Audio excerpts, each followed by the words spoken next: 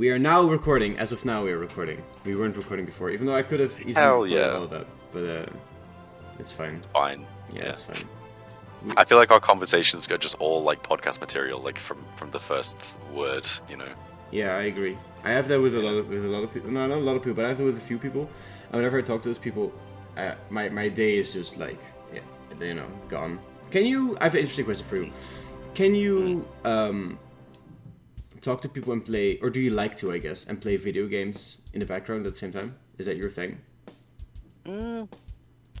Not really. I like right now. If I was talking to you and playing video games, no, because I feel like my attention would be split between you and what I was doing.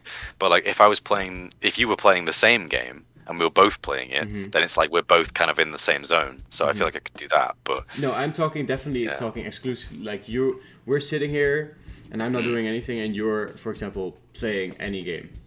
Like, so instead of your eyes looking at just the screen or darting around the room, you would just be into the game. Yeah, exactly.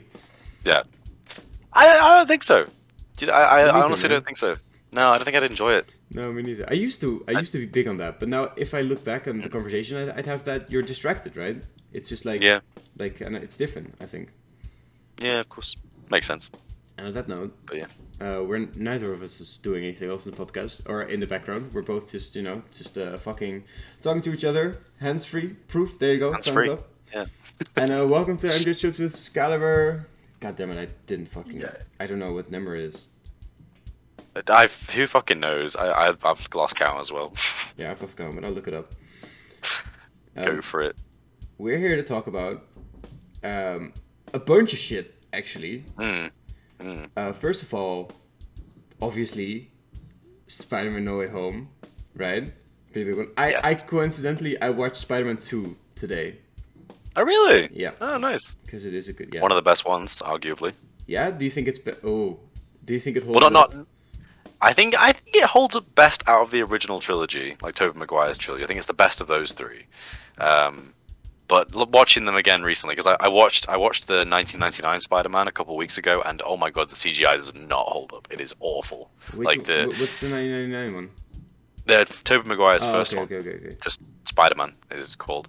Oh my god, the CGI is bad. Yeah, but like not only just that, but there's that one scene where he's in the cage fight, and he's stuck to the cage, and he shouts down at the guy. He goes like, "Nice outfit. Did your husband make that for you?" And I'm like, "Oh yeah, it's 1999. People can be homophobic." Literally. And I'm like, "Oh shit!" I just kind of cringed at it. I was like, "Oh, Tobey Maguire's Spider-Man is homophobic." Great. Well, I mean, it's safe to say that Spider-Man is just it's set in 1999 probably, right? And people were just that, right? It's just a snapshot of that moment. It's not that. Yeah. It's not that big a deal, but it is funny. Yeah, I saw it and I was like, oh, like it makes sense, but I was like, okay, cool. Who owns those? Does Sony just own it? Could Disney? Yeah. But could Disney put them on Disney Plus? No, none of the Spider-Man films are on Disney Plus, actually. No, they're not. I'm not really sure what the plan would be with that now, because I have a feeling that Sony is pushing for some sort of merger thing now, obviously, in terms of the Spider-Verse stuff. Oh, well, right. I mean, do we get into spoilers? Happened, right? Yeah, spoilers. Yeah, fuck it, bro. Spoiler warning. Whatever the fuck is... Oh, yeah, we should do... For Spider-Man No Way Home, we should probably do a formal spoiler warning. You're probably right. I mean, it's been like, what, like 2-3 weeks now? But cinemas are closed, over dude. 2 weeks. Yeah, but cinemas are closed. Really? Yeah, not in the UK. No. Wait, are you in lockdown? We're in lockdown. I was so lucky because I had a day off. It dropped on a Friday, and I literally just happened to have a Friday off. Like it never happens, Friday off. Yeah. And then I was with someone. We were hanging out. I was like, "Hey, we can go see Spider-Man," and it was like an hour bus ride away, and then like an hour walk. But we were like, "Fuck it, who cares?" And then we literally watched it on. I'm pretty sure the day it released. But we got really lucky because like the next weekend we were in total lockdown. Right now, everything. Seriously. Yeah, for real. Yeah. Wow, that's bad. I mean, Jesus. Yeah, honestly, a lot of people in this country were fearful that we would be going back into lockdown as well. And I keep seeing articles. You'd have No, we haven't. Honestly, not yet. Anyway, I keep seeing articles on my phone, like on the newsfeed and stuff like that. You know, on the Android phones, and of things like record high COVID cases and Omicron is being really bad, and all these things. And I'm thinking, like, why aren't we in lockdown yet? Like, it seems crazy, but we're not. So. Well, but positive note: if the fact that we're in Omicron means that we're like halfway through COVID, right? Because the Greek alphabet is gonna, run out soon, right? We're like past. We've got half of them. Most of them. Nice. I never even considered that. Fucking hell. There was an anti-vaxxer that I used to be in touch with, and when Omicron was first identified, they messaged me and said, "Did you not realize that Omicron is an anagram of moronic?" And I'm like, dude. It's from the Greek alphabet.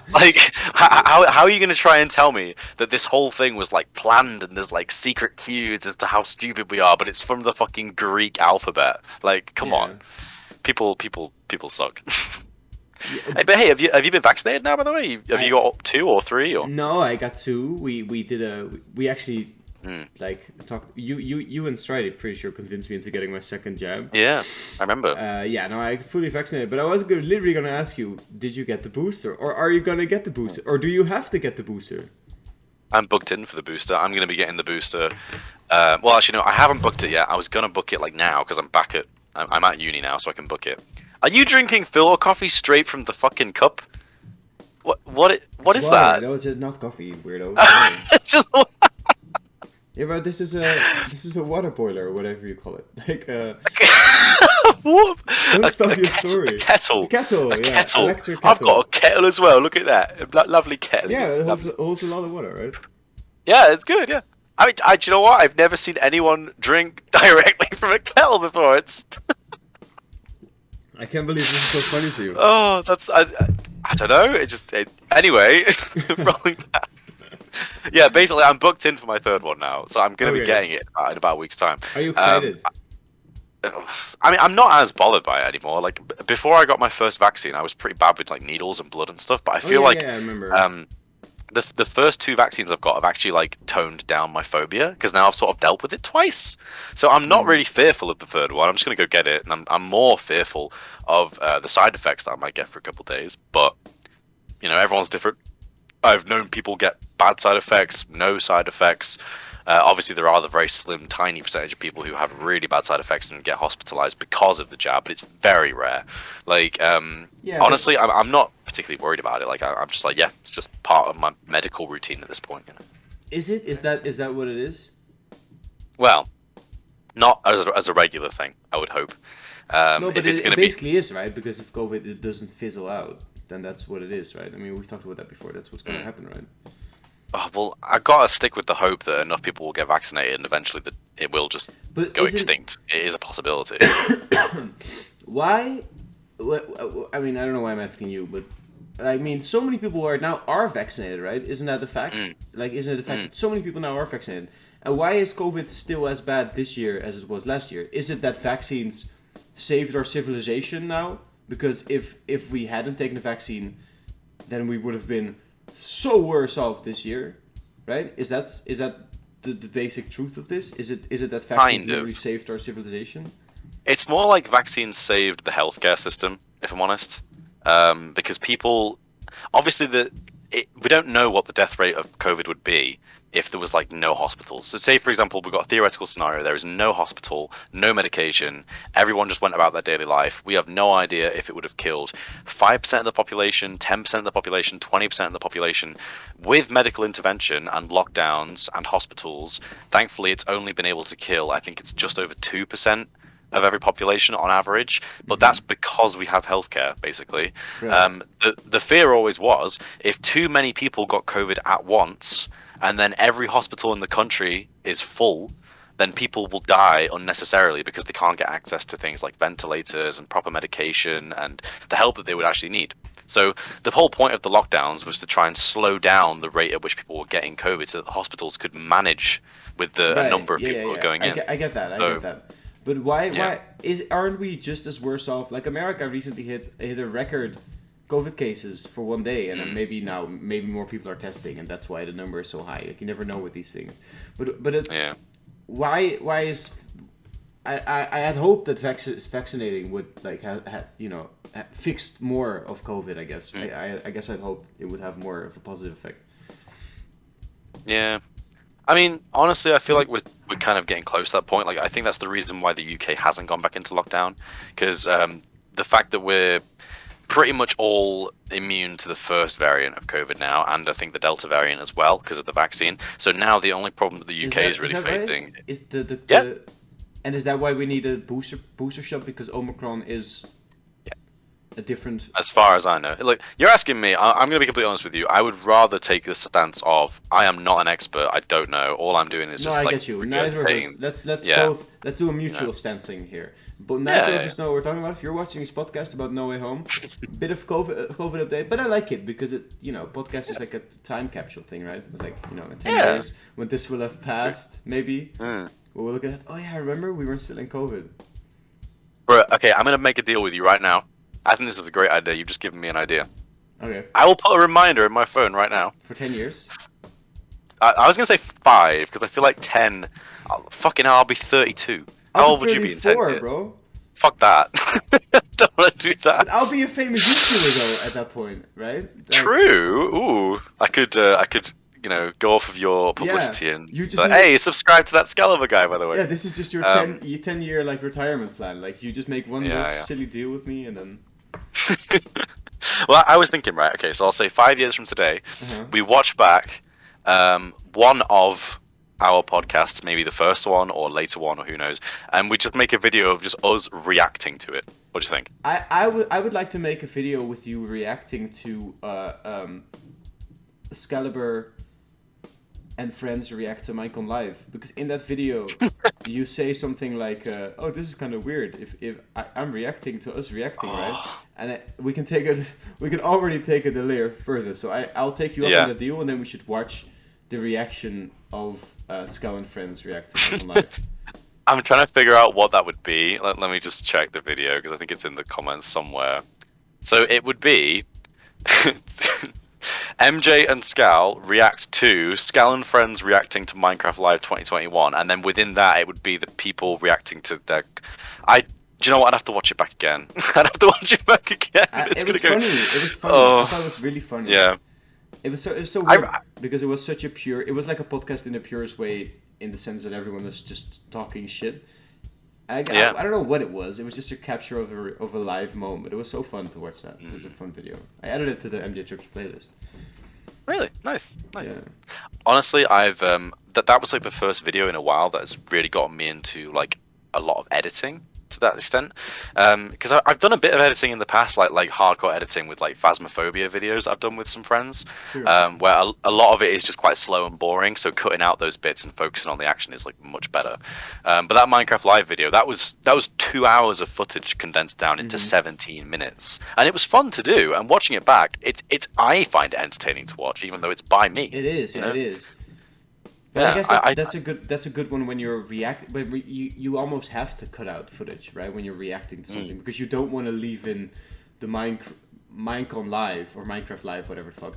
If you don't add something to it, right? You want to add something to it, and which is our reactions, which you're gonna have to do a lot of editing. But yeah, it's fun. The only thing I was focusing on was our commentary. If there was just a section which was just interesting for Minecraft Live, it would still be our reaction to it. So it's funny. You were funny in that video as well. There was one bit where you're like, what fucking language is this? I don't speak this language or something you guys were like, this is the most American thing ever. That's so funny. And then the edit of like the waving American flag in your face just fading in over it. I thought it was great. I did that once with Chalk. Did you see the edit of when I did that? Did you actually? Chalk? Yeah. Great minds. Fucking great minds. Holy shit. So funny. Oh my god. Because Chalk was like talking about how he... like it works for he's like a soldier for the British Navy, right? And then I had like a shot of me telling it. Imagine like it's 2 cameras recorded right now, right? But I'm talking right now, so you're just kind of like watching, right? Your mouth isn't moving, and I just found a period in the video where I was telling Chalk a story, so his face was just like looking around, you know what I mean? And then I just took like that, like the few seconds of him just like just fucking looking, not talking, right? Just made it full screen and just added like a huge UK flag, right? What's it called? The Union Trade Jack flag on top of it, right? Yeah. The music. I'm a reconnaissance soldier in the British Army.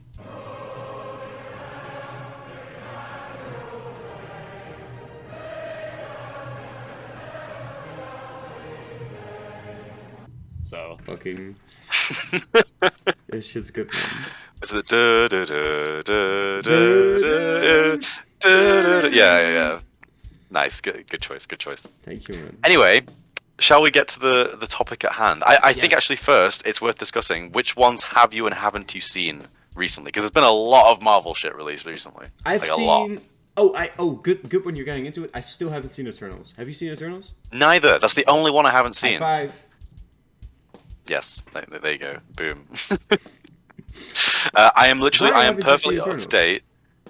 Honestly, it's a weird one. I wanted to go see it. I kept trying to plan days where I was going to go see it. I was going to go see it with friends, or just maybe even like on my own if I just felt like it, or whatever. But I just kept just not. It wasn't anything, because a lot of people have since said the film is not that good.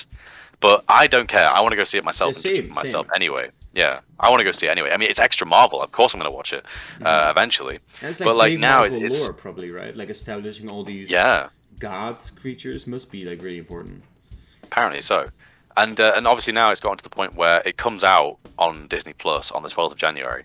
So I thought that's in 9 days. I might as well just fucking wait for that. Yeah. But it's not in cinemas in the UK anymore. It got replaced by the likes of Spider-Man. A lot of cinemas weren't showing Eternals anymore by the time Spider-Man came out. So it's like I just missed my window to see it. So I'm gonna just wait for Disney Plus and then watch it. Yeah, same. So, I think I purposely missed my window though. I don't know. I just really. Yeah, I wasn't so inspired to see it. Like I still really want to see it, but it wasn't for me. It also wasn't. It helped that it wasn't so talked about online, because a lot of these Marvel films you can't not see them in the cinema, right? You know what I mean? Yeah. Because they're talked about. Like I don't want to get spoiled for fucking movie A or movie B, whatever. And for Eternals, nobody was really talking about it. So it was just like, oh, it's online, and like there were some theory videos I just didn't watch, and then I'm fine. I don't know anything about the movie. I hope no one's gonna come in now and spoil it. I think, and I'm just gonna watch it at home. Honestly, how I like to watch movies. I told you before. I've quit smoking nicotine now, but I like fucking getting behind my, just at home, fucking pull up the phone, put in your earbuds, just smoke a little joint, get a little alcohol going. I don't necessarily need a movie theater. I get that. Yes, that's what I'm gonna do for Eternals. And otherwise, I've seen everything. Hawkeye, big one, right? Which one do you want to get into first, Hawkeye or No Way Home? I'm just thinking. I'm looking at my the order in which they came out, because there's a lot. There's even Black Widow. We haven't talked about Black Widow, have we? Yeah, we have. We did an episode about Black Widow and What If. Oh yeah. Okay, I remember now. Yeah. Okay, well, I guess there's been Shang-Chi, there's been Eternals, there's been Hawkeye, Spider-Man. Has there been anything else? We could talk about Venom too, since that's also now MCU, I guess. Yeah. Have you seen Have you seen either of the Venom films? No, it's so funny. I haven't seen Venom 1. Yeah. But I've seen Venom 2, but I've seen it I was with the girls and we were super distracted, but I just wanted to kind of catch it, I guess. Nice, and then so I just watched it really tiny, shitty quality on some shitty website. I just watched it on my phone, just in the background. That's how I watched Venom 2. So I have seen Venom 2. I kind of know the story. I don't really. Yeah. I saw the Carnage guy. It was pretty aggressive. Yeah. But it also, I gotta be honest. Have you seen Venom 2? Yeah, I've seen both of them. What did you think? I think the first one's much better than the second one. The second one is not really. There's nothing special about it. It just feels like just extra content. It honestly, it feels like Venom 2 could have been an extra on a Blu-ray disc. It feels like it's just slightly more. It's not that bad, but compared to Venom 1, it's pretty weak. Venom 1 is actually a pretty good film in my opinion. It's mostly just because of the usual things that I like in films, but the dynamic between Eddie and Venom is quite fun. The actual plot is kind of just acceptable, I guess. What is the plot? They're all right. I don't care if I get spoiled for that at this point. What is The plot of Venom 1 is pretty simple. Basically, Eddie Brock in this universe is way cooler than the one in Tobey Maguire's universe. He is a reporter, but he's like already known, so he's like a famous reporter, and he's known for like investigating like interesting things, like controversial things, basically. Sure. So there's this company which is like essentially like the equivalent of like Elon Musk's space company. They're like a huge, loads of money, big marketing, and they have sent a probe into space. Excuse me, looking for alien life. And the alien life that they find is 4 of these organisms that they don't really know what they are yet. They're basically just goo, which is basically essentially right? it's what the symbiotes. Yeah, that's what they are. And then this ship, one of the symbiotes breaks out clearly, and the 4 symbiotes crash into Earth. All the humans die, but one of the symbiotes gets away, and 3 of the symbiotes get collected and retrieved by the organization. So Eddie's like investigating their company because he's like, "Hey, I heard you were treating your employees really badly," or something like that. And they of course like try and kick him out because he's clearly onto them, and it's just not handled very well. They're making a big bad guy in the film anyway. And then Eddie basically breaks back into there one night with one of the scientists to try and get evidence for his claims. And then of course Venom breaks out using Eddie. So they've been trying to put these symbiotes in different creatures. Like they put it in like a bunny rabbit, and then they put it in like random homeless people that they've paid to come and do experiments. And most of the time, the symbiote will just reject the host and just start eating its organs because it's just convenient for them. Basically, it's kind of cool actually. Yeah, but it then is pretty cool. It is pretty cool. Like I mean, I guess it's just taken from the comics, I guess. But it sounds cool. Yeah, it's always changed a little bit though. Like there's always a bit of creativity in there with every iteration of this stuff. But the symbiote basically like accepts Eddie, and Eddie's like the first human on Earth to have just been accepted as an actual symbiote person. And it's kind of just because Venom's desperate, but they actually are like a good match for each other. It's kind of like a relationship. Like they have chemistry and they have to get on well to like perform well, basically. But then you get this really awesome like chase scene where Eddie runs through a fence and it just busts down because of course he's really strong because he's got the symbiote in him.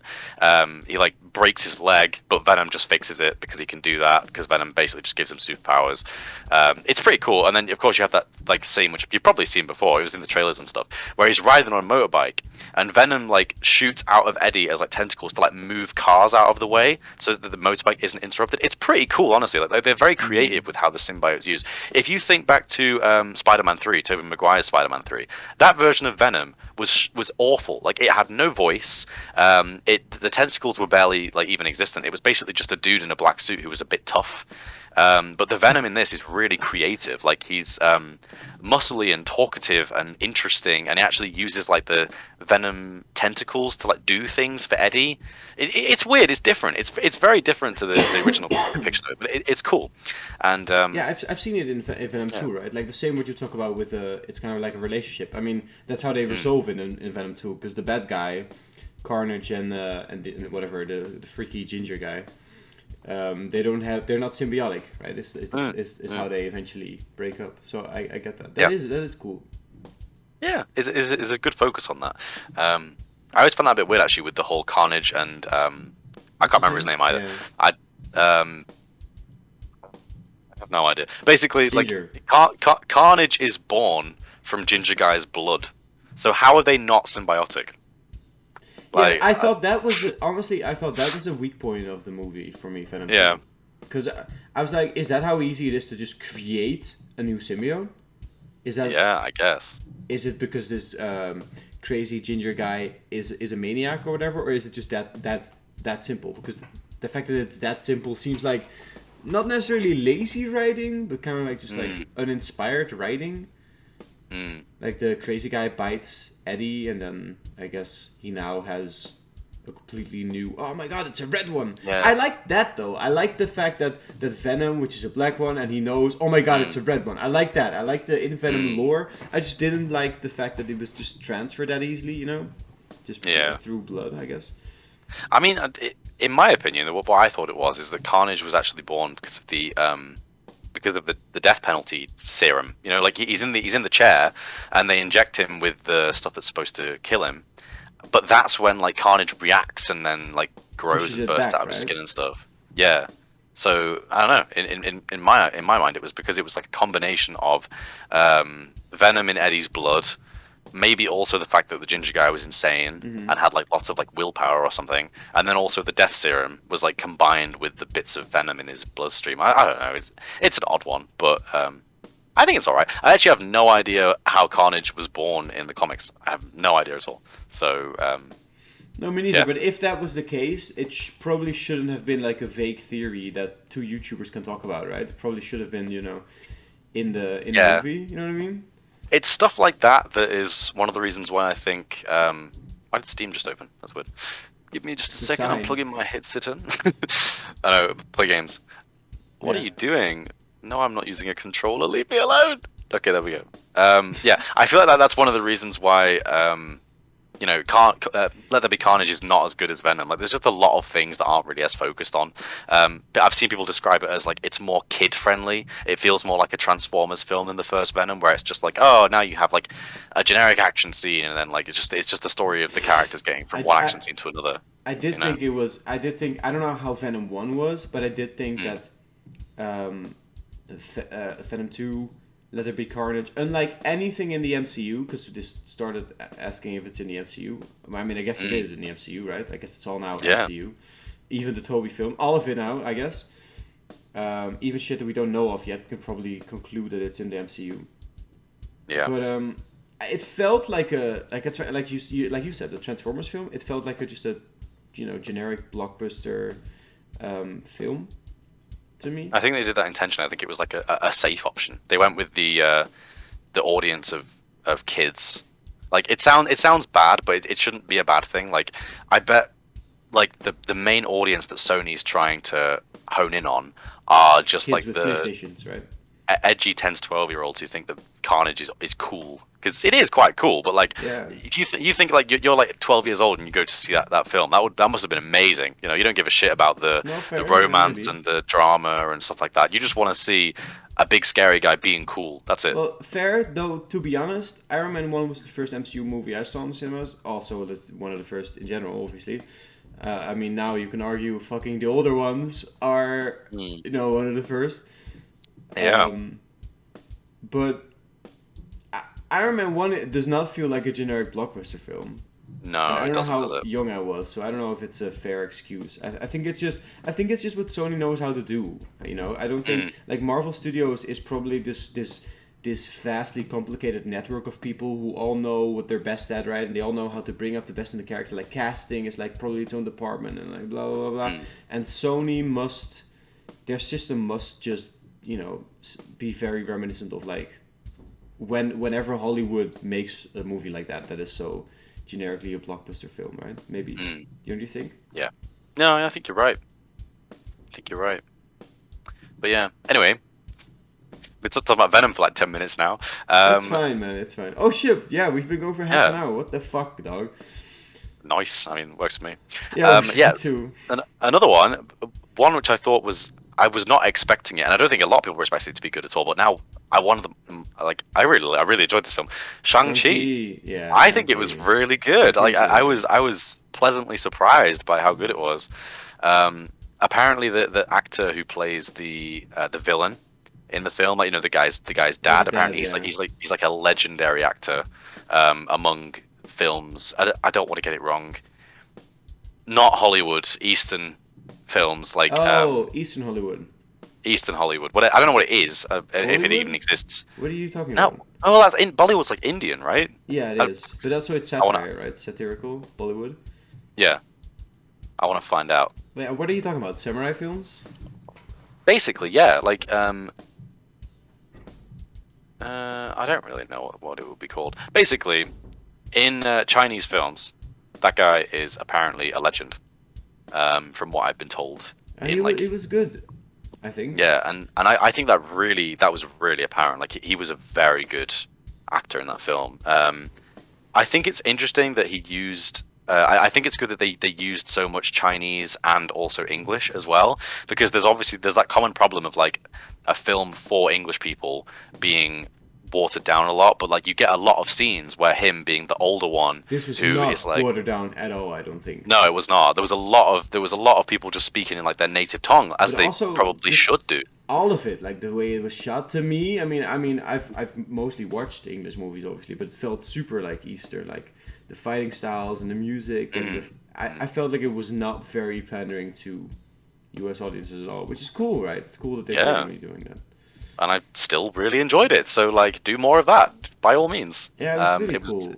The fighting was superb to me because when you first see fighting in the movie at all, it is, I'm pretty sure, when they're like explaining the dad how he's now good, or I guess, or how he got a heart, right? Because he's fighting the mom in what's it called, the Talo, right? Yeah, Talo, yeah. Yeah. I know because I did a fucking Marvel Shang-Chi quiz with Dylan Lewis. Nice. That was one of the questions. But yeah, but the fighting style is wild because it's more like dancing. It's like super weird. It does not feel like anything from any other movie. So it's really cool to see like a just completely fresh take. Or I don't know, it's fresh. Maybe it's probably in Asia it's probably like an entire genre of films. Or maybe this is the norm. But it within Marvel, it's a very welcome addition. I thought very cool. Yeah.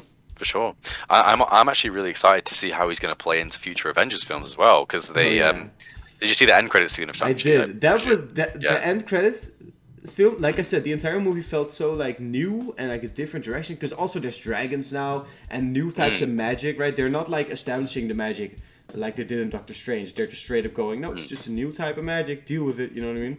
But then the end credit scene completely tied it back into the MCU because you're just like, oh my god, right? These are all the guys that we know, right? Yeah. Here we are.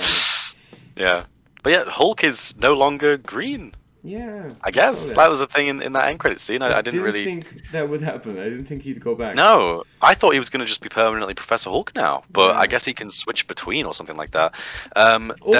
Or he gave it away to She-Hulk. I'm excited for She-Hulk as well. That's going to be good. More on that one in a bit because of Spider-Man No Way Home. But yeah, is it? Yeah. Well, no, but like Daredevil in Spider-Man No Way Home. Yeah. Have you watched the Netflix series of Daredevil? But Dog, I don't even have Netflix. How can Disney do this to me? They bring back one of the shows and it's not one that's on Disney Plus, motherfuckers. I mean, there's a chance yet that it might not even be canon, like if that makes it like the obviously Tobey Maguire's films and Andrew Garfield's films now are MCU canon because they literally just like reference them. They're like, this actually happened. Daredevil adds Jessica Jones and Luke Cage and the Defenders. Yeah, it's a big it's like its own miniverse within the whole thing. But if I'm correct, Daredevil references the MCU though, right? It does. It references the Battle of New York in 2012.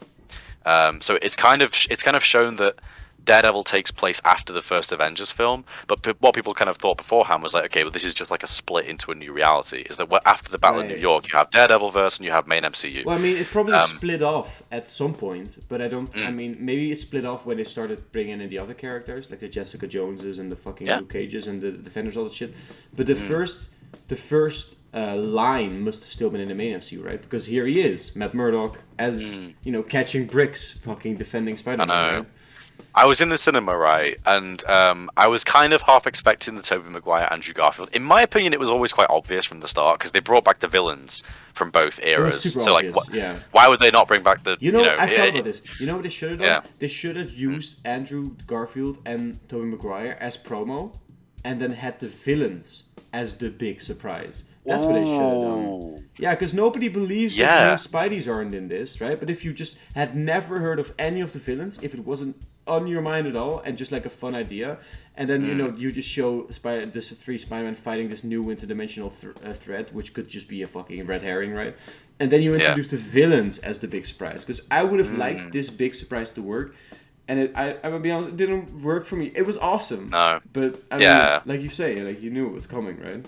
It wasn't a surprise. It was just like fan service. At that moment, I'm like, oh yeah, there they are.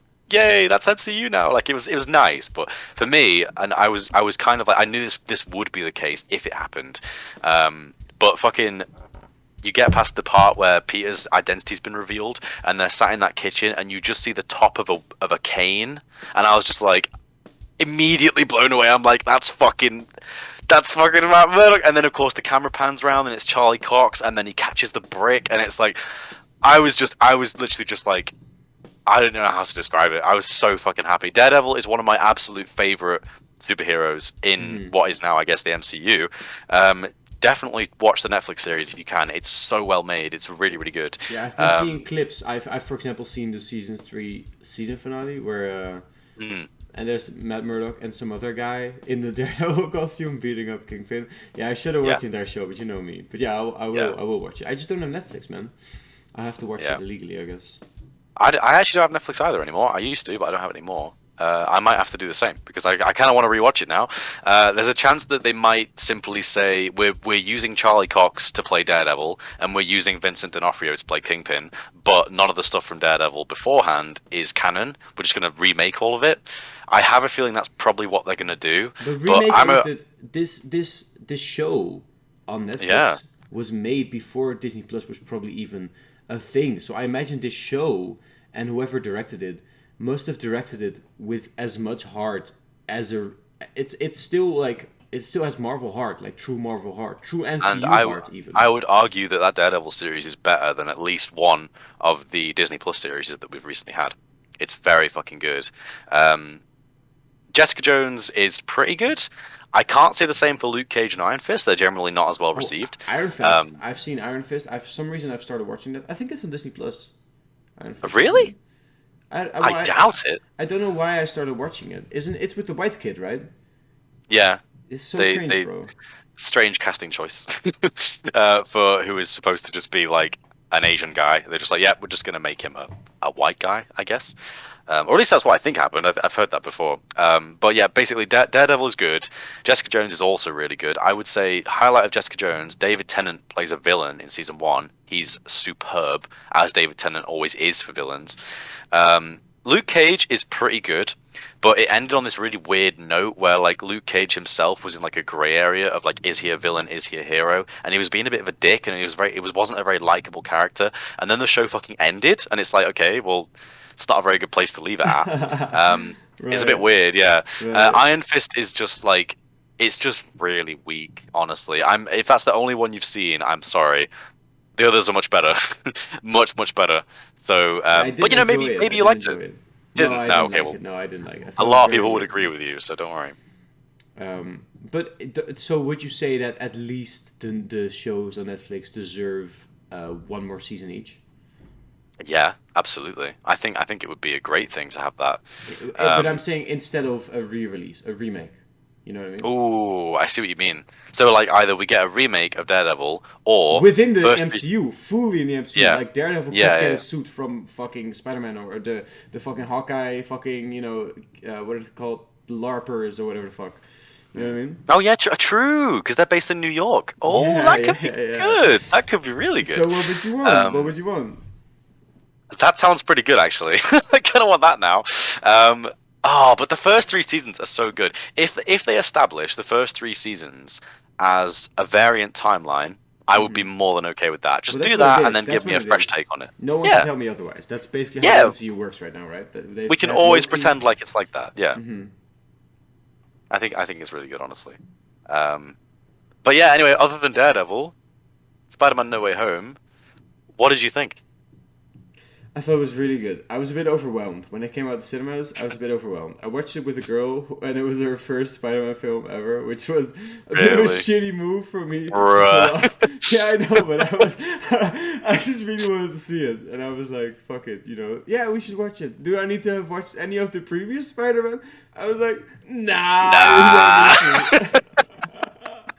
I don't know, man. I just really wanted to see it. Oh, fucking hell, that's amazing. I fucking loved it. I was a bit overwhelmed. It was a lot to me. Like, yeah. I loved. I was too short. That's my only complaint. It was too short. You think so, really? Bro, I mean, I kind of agree with you. I need a podcast of just Andrew and Toby and fucking Tom.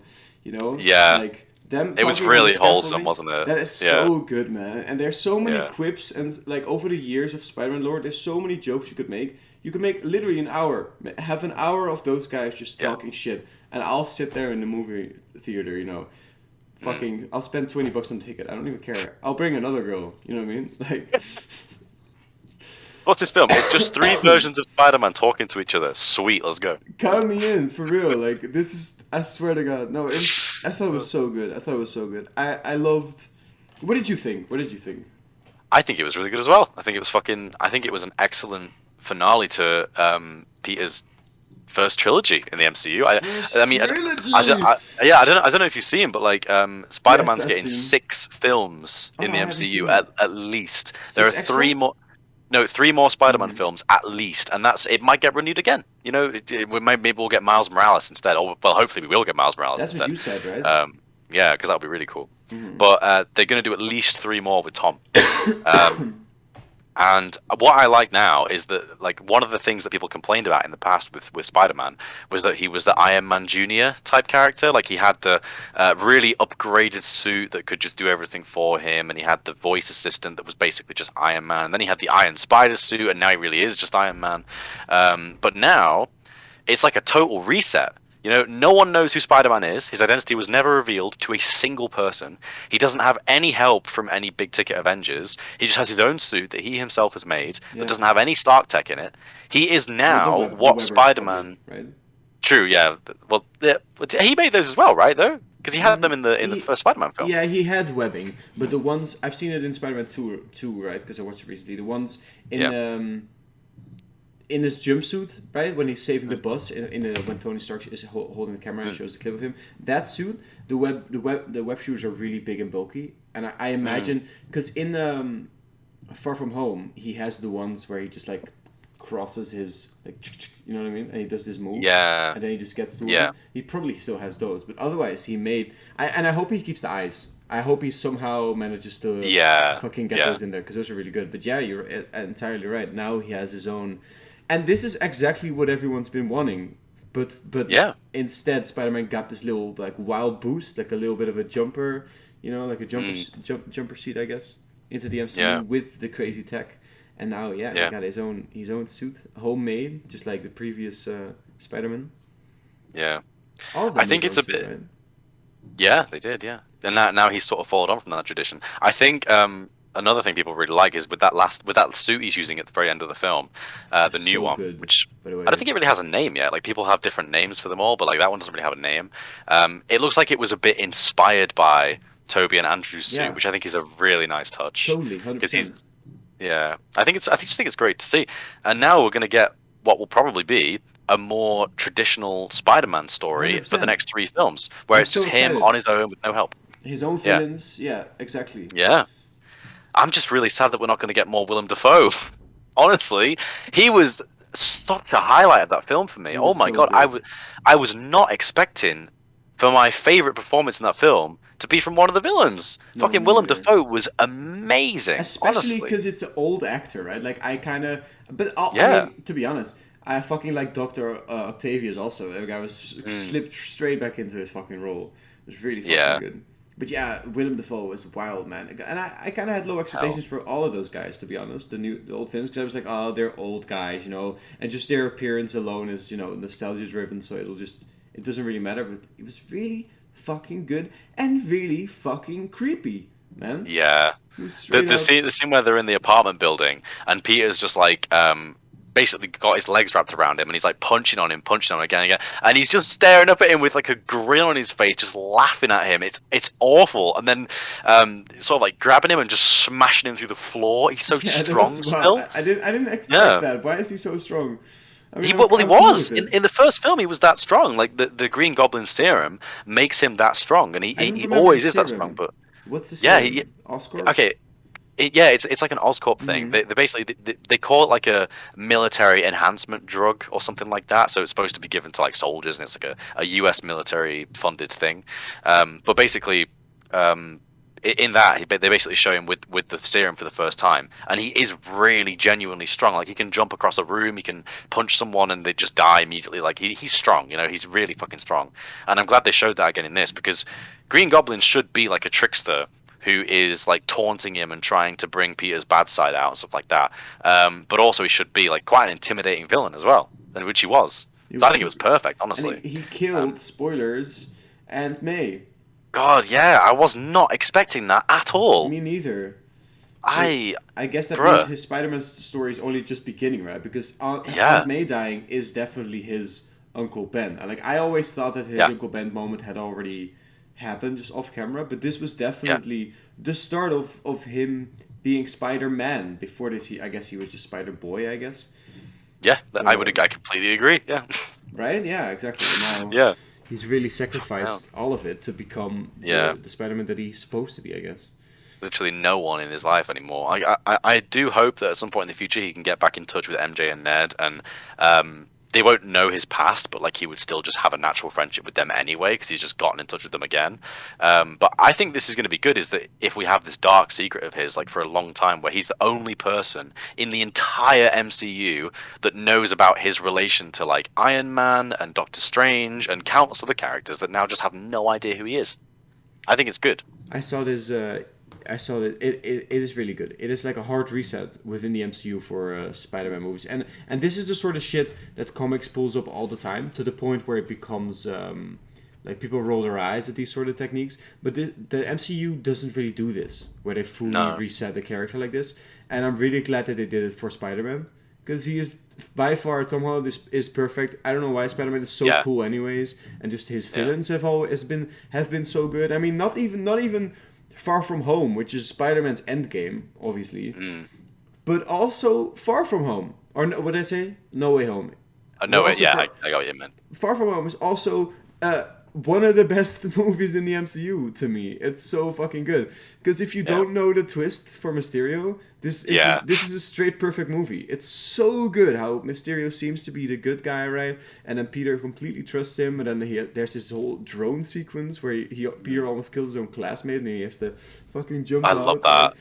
It's so fun. Yeah, but all of it is so good, man. And then it's so good. And then to have Spider-Man to be like, instead of with Iron Man, who was also really good, instead of going, yo, this is your third movie, now you're just gonna appear in a bunch of shit and die, he's getting it. 3 more movies, man. Like, fucking well-deserved. Like, really proper happy about that. Allow me to plug my headphones in, they're gonna die because I'm a pleb. Oh, alright, go for it. He sucks. We can talk shit about him now. Skaliber sucks. Look at him, little pouty mouth. Bet he stuffed a lot of dicks in those cheeks. Hey, man. Apologies for that. No problem. That's the one downside of having a wireless headset, is it has to be wired like once every 4 days. Anyway, there's so much to talk about with that film, though, honestly. I think another one of interest as well is the comparison between I've seen this on Reddit, I'll admit, but it was a comparison someone else made, is that you have Peter versus the Vulture in the first film, and of course at that point the Vulture's like suit is like malfunctioning and it's broken, and Peter's got like a web on his foot, and he's like, I'm trying to save you, I'm trying to pull you out of the suit before it explodes. But in this film, he genuinely is ready to kill Green Goblin. You know, that for me is like a huge difference. The fact that he went from one side just being this like really good like Captain America, no one's gonna die, even the bad guy. In the same movie, right? He was in the movie. He, instead of choosing to send them back to their deaths in their own universe where they die, he was still trying to save them. So and then the Goblin pulled it out of him, I guess. But how fucking good is Tom going to be for a black suit Spider-Man film in the future? He's ready. Bruh, that's going to be so fucking good. Can I tell you my theory for... not a theory, but my idea for Spider-Man 4? Okay. Yes, please. Because I don't need a villain. I would be fine with a movie that is just Spider-Man and Venom. You know what I mean? And maybe... I mean, Venom could be a villain in his own right? Because Venom is Venom. But I wouldn't mind if we got a story where Peter is just like... I mean, I don't know if it could be an entire movie, but I like a story that's just like really focused on Peter... just his like depression or his fight with himself, right? His own emotions. For example, I'd love a movie... Okay, imagine this. Imagine if in Spider-Man 4, he's like, I don't know, he's in his apartment, whatever the fuck, and he's like, what the fuck am I gonna do? I have no friends, I have nothing. I don't know, for whatever reason, I want him to return to the place where he was first bitten by that spider, right? So go to fucking... Where was this? I mean, this was Oscorp. Was it Oscorp? It was, right? They haven't actually shown it in the MCU. They haven't. Apparently, no. Exactly. So make like a really scary sequence where he goes back to this abandoned lab, right, to find his dead spider, because he was like, the spider is dead, Ned, right, in Homecoming. Yeah. I really need Tom Holland, to go back to his original place of where, you know, he was bitten by the spider, and maybe when he walks through those halls, he gets flashbacks or whatever. So that's how you get the story in the MCU, right? And then maybe to like, I need a motive still, but I need him to want to recreate, or someone to recreate the spider bite, right? Because why is that? Isn't that kind of a wild, like a loose thread in the MCU so far? There's like, apparently there's been this infamous spider who's bitten the kid. It was radioactive spider, and then like gave him these crazy powers with basically no downsides, right? Like, wouldn't that be shit people would want to recreate, right? Yeah, you're not wrong at all. I mean, there was in the Toby film, the explanation they gave to it was that they didn't know the spider was going to do that. So of but course, it still did, right? It did, yeah.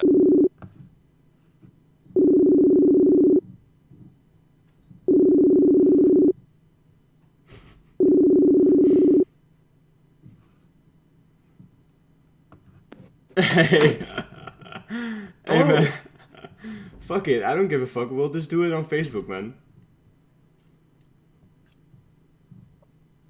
Me neither. I don't care. Let's just carry on. Alright, let's carry on like nothing happened. Hello there. Hey, I don't know. Yeah, you think it's Discord? Yeah, I thought it was me, honestly, but I guess you could be right. Could be I got my Discord like just doing a thing right now. As you can see. Oh, like it's just a. interesting. You know, so I presume that the Discord themselves are having a problem. But yeah. All right. Anyway, I just realized I can actually call on my PC, and then it's going to be the same webcam. So I'll just do that. Yeah. Do it. I'll see you then. I'll phone you back. Yeah, phone me back. You got this. I'm dead, bro. Best podcast of my career. I keep saying that. I say that about every podcast.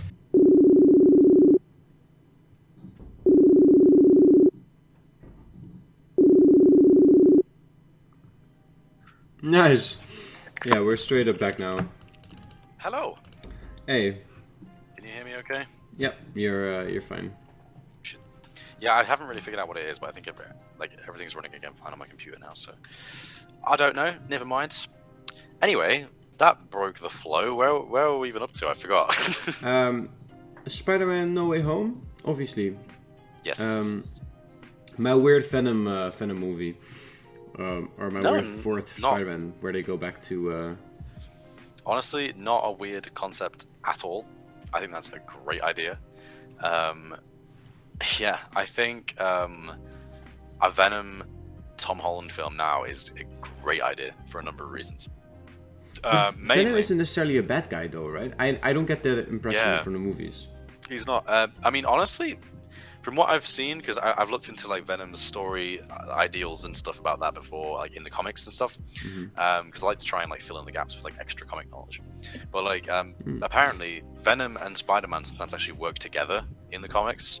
Like they're very much like, sometimes they just have the same goals or they have the same values. But the reason why Spider-Man and Venom fall out is because Venom is like fine with just killing people. Like if someone's doing something bad, Venom's just like, okay, we'll just kill him. But of course, Spider-Man has that idea of like, don't kill people. So he's pretty serious about that also, right? Yeah, that simple difference between those two things is the only thing that really separates them. You know, that's pretty much it.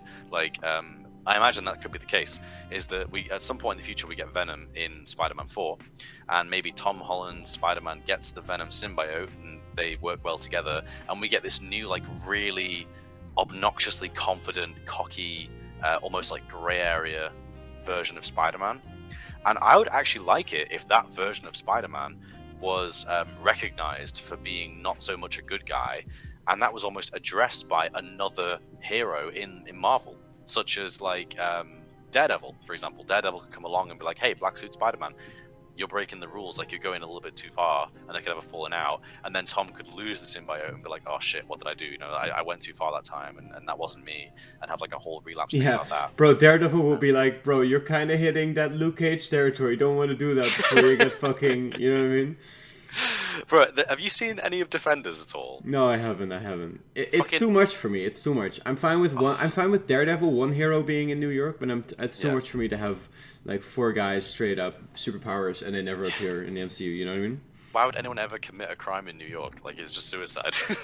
There's is, too right? many guys around every corner who are just gonna fuck you up for doing anything. And now there's Hawkeye also. Yeah, Kate Bishop. Yeah, true. Because Kate Bishop's based there as well, isn't she? Yeah. Mm-hmm. Yeah, I find it funny that there's a scene where Iron Fist with his powered fist or whatever, he actually fights Daredevil at some point, and Daredevil still beats him, even though he's just a blind dude with like good, martial arts skills. Basically. Good hearing, basically. Yeah, that's it. Yeah, that's like he doesn't have any sort of like super strength or superpowers or anything like that. He's just a blind guy with good hearing who knows martial arts well. That's it. But then by the end of it all, you get Jessica Jones, who is like ridiculously strong, just kind of comes over and goes, "Sorry about this," taps him on the head, and just passes out immediately. But what's the point then of Iron Fist? I mean, from what I've seen of it, he is like really good also at martial arts. But if he's so good, if that's his thing, why is he allowed to be beat by Daredevil? Because Daredevil is also that good. I mean, in the context of that episode, I think it was because Iron Fist was sort of like acting like an idiot, like he was really like worked up and irate, so he wasn't really thinking straight when he was fighting. So maybe Daredevil just had the edge on him because he was just like more calm and more collected in himself. Again, sounds like something Iron Fist should possess, an ability Iron Fist should possess. Yes, they kind of portray Finn Jones in Iron Fist as like a bratty child, and it's just really tiring. You might have picked up on that when you watched it. Actually, they sort of just portray him as this sort of like very childish dude, but he doesn't really have any sort of progression. He just remains childish through most of it, from what I saw. No, I mean, truthfully, I haven't watched that much. I watched the first few episodes, right? And then it must have been on Disney Plus though, because I remember watching Agents of S.H.I.E.L.D. and then being like, I need something else to watch. Because I finished Agents of S.H.I.E.L.D. and I think that's when but maybe I just googled some episodes. I don't really know. Perhaps. I still need to get into Agents of S.H.I.E.L.D. actually. I want to watch. Oh yeah, you still haven't finished it? No, I've only watched the That's first. That's so funny because you told me to watch it and then I ended up watching all of it. You know what I mean? And I haven't watched any more of it since then. Yeah, I'm gonna add it to my watch list right now. Agents of S.H.I.E.L.D. for sure is gonna be in fucking Multiverse of Madness, right? Like this is gonna be the cameo film, right? Basically. Yeah, that could be great. I mean, yeah, the fucking there's this hero in Agents of S.H.I.E.L.D., right? I forget what her like superhero name is, but it's the girl who's like the main character, right? Yeah. Sky. No, not Sky. Daisy Johnson. Yes. What was her name? Like her superhero name? I've forgotten. Quake. Quake, that was it. Yeah, I was thinking like Sonic, but like Quake. I guess it's like a sound thing, isn't it? Yeah. If I remember right, she was really strong, wasn't she? Like she this is spoilers, I can't say it, but she basically destroyed the Earth with her powers. Okay. She has the power. Well, she has the power to, anyways. That's pretty fucking cool. Yeah. The reason why I stopped. But watching, again, this is in the MCU, right? Like this powerful of a person, never gets addressed by any of the fucking big guys. Who, you know, Doctor Strange isn't like, hold up a minute. You know what I mean? Yeah, you're right. One of the things that kind of threw me off with it all is they had, I think it was Ghost Rider gets introduced in season 4, which was really cool. I wasn't feeling it. I don't know why I was like bored by it. I do want to watch more of it though. Just look at some of it. Oh Jesus Christ! Yeah, they're going into some crazy stuff. I should stop looking ahead. Okay, I'm gonna start again from season 1. I saw there was an episode titled "What If?" ... and I'm like, oh, and then no, I just got some spoilers, so never mind. I'll start watching that sometime soon again. Have you seen the part where they kind of go into a metaverse? Have you seen that at all without spoiling it for you? No, Oh, I okay. haven't. No, it's fine. All right. You'll like that. I You'll have like heard of that. You'll like before, it. yeah. You should watch it. You'll like I've it. heard it before. Apparently, in the very finale of it's either season 6 or season 7, they basically return to a world which is now like an amalgamation of like loads of different things because they realize it's not canon anymore, so they could just do whatever with it. And then you've got loads of stuff like all at once that otherwise got wiped out in the past or something like that. I don't really know. Well, this is even too vague for me, and I've seen the show, but maybe just watch it. You should watch it. Yeah. Okay. It's I pretty shall. good. And I still like to think that Yeah. the first few seasons are definitely canon. I think it's canon up to the point where they introduce Inhumans, because Inhumans. By the way, do you think what's her name? Monica Rambeau. Do you think she's a mutant? Oh, I don't know. I really don't. She passed through the hex, right? And Wanda's magic is supposedly gonna reintroduce mutants. Everyone is thinking Yeah. House of M, right? But then a reverse Yeah. one. Let there be Yeah. mutants. I would like that. I would really like that. I think that's a good way to go because they've obviously said that they're going to introduce mutants. I think they said it was going to be in Phase 5 is going to be based around mutants and introduce mutants. I think what would be really cool is if we get some sort of thing where Wanda does like a House of M snap, introduces mutants, but it doesn't affect just the present day, but it affects like every time ever. So we get like Wolverine in the past, things like that. I don't know how does that work though. How does that work? I mean, the multiverse spans across time, right? Because the multiverse split in Loki. Yeah, but you can't insert something into the timeline without affecting the present, right? Well, yeah, I know, but like as in, it wouldn't be like Wolverine pops into existence in the present day, and that's just that. Like, I would like it if he still existed in the past, because some of his best stuff was in the past. Yeah, but he is canon. He's just canon in a different universe, right? They'll probably get a completely new guy to play Wolverine. I'm thinking Daniel Radcliffe is my guy to go Daniel for. Radcliffe? He's really? short. He's short. Look him up, right? Look him up. Daniel Radcliffe. And when he has a beard, look him up. I swear to God. You know what? Maybe. This is my dream casting, my magic casting. I feel like he's way too known for the obvious reason, but like I see it. He definitely would work. Yeah. Do you see a picture of him with the beard? Yeah. Yeah. It's not bad actually. Have you seen Taran Edgerton? No. I'll look him up. What's his name? The guy who plays Eggsy in Kingsman. How do you write this, bro? Taran Edgerton. I'll send it in in Messenger, I guess now. No, oh cringe. We're using Discord Messenger, bro, or Facebook Messenger. Bro, we're using fucking Metaverse now. Look at us go. Mm-hmm. Like Taran Edgerton. All right. Egerton, yeah. Egerton. Taran Egerton. Yeah, he plays the main character in Kingsman, and he's very good in that. I actually would like to see him in more stuff. Obviously, the third Kingsman film coming out. Actually, the third Kingsman film is out. Yeah, I want to go see that. Actually. Could he do it? Oh, I do see one image where he's like he's got like a. Could he do it? You think? I think so. Honestly, if they I think can he could cast do it. Yeah, that, he could do it. He could do it. Oh, who's the guy playing Adam in Guardians 3? The new guy cast as Adam Warlock. Will Poulter, that's the one. So that guy who got cast as Adam Warlock. Did you see that? No, I'm looking at it now. I didn't know he was cast as Adam Warlock. Adam Poulter, yeah. I know him. If that guy can be Adam Warlock, anyone could be Wolverine. Like, that is such a creative casting choice, but it works so well. Like, they will definitely get it right. I have no doubt about that. Like, I honestly think it's going to be one of the hardest casting choices they have to do because they have to take over from Hugh Jackman. But I still think it will be really good. I think it will be a really good choice, whatever they do.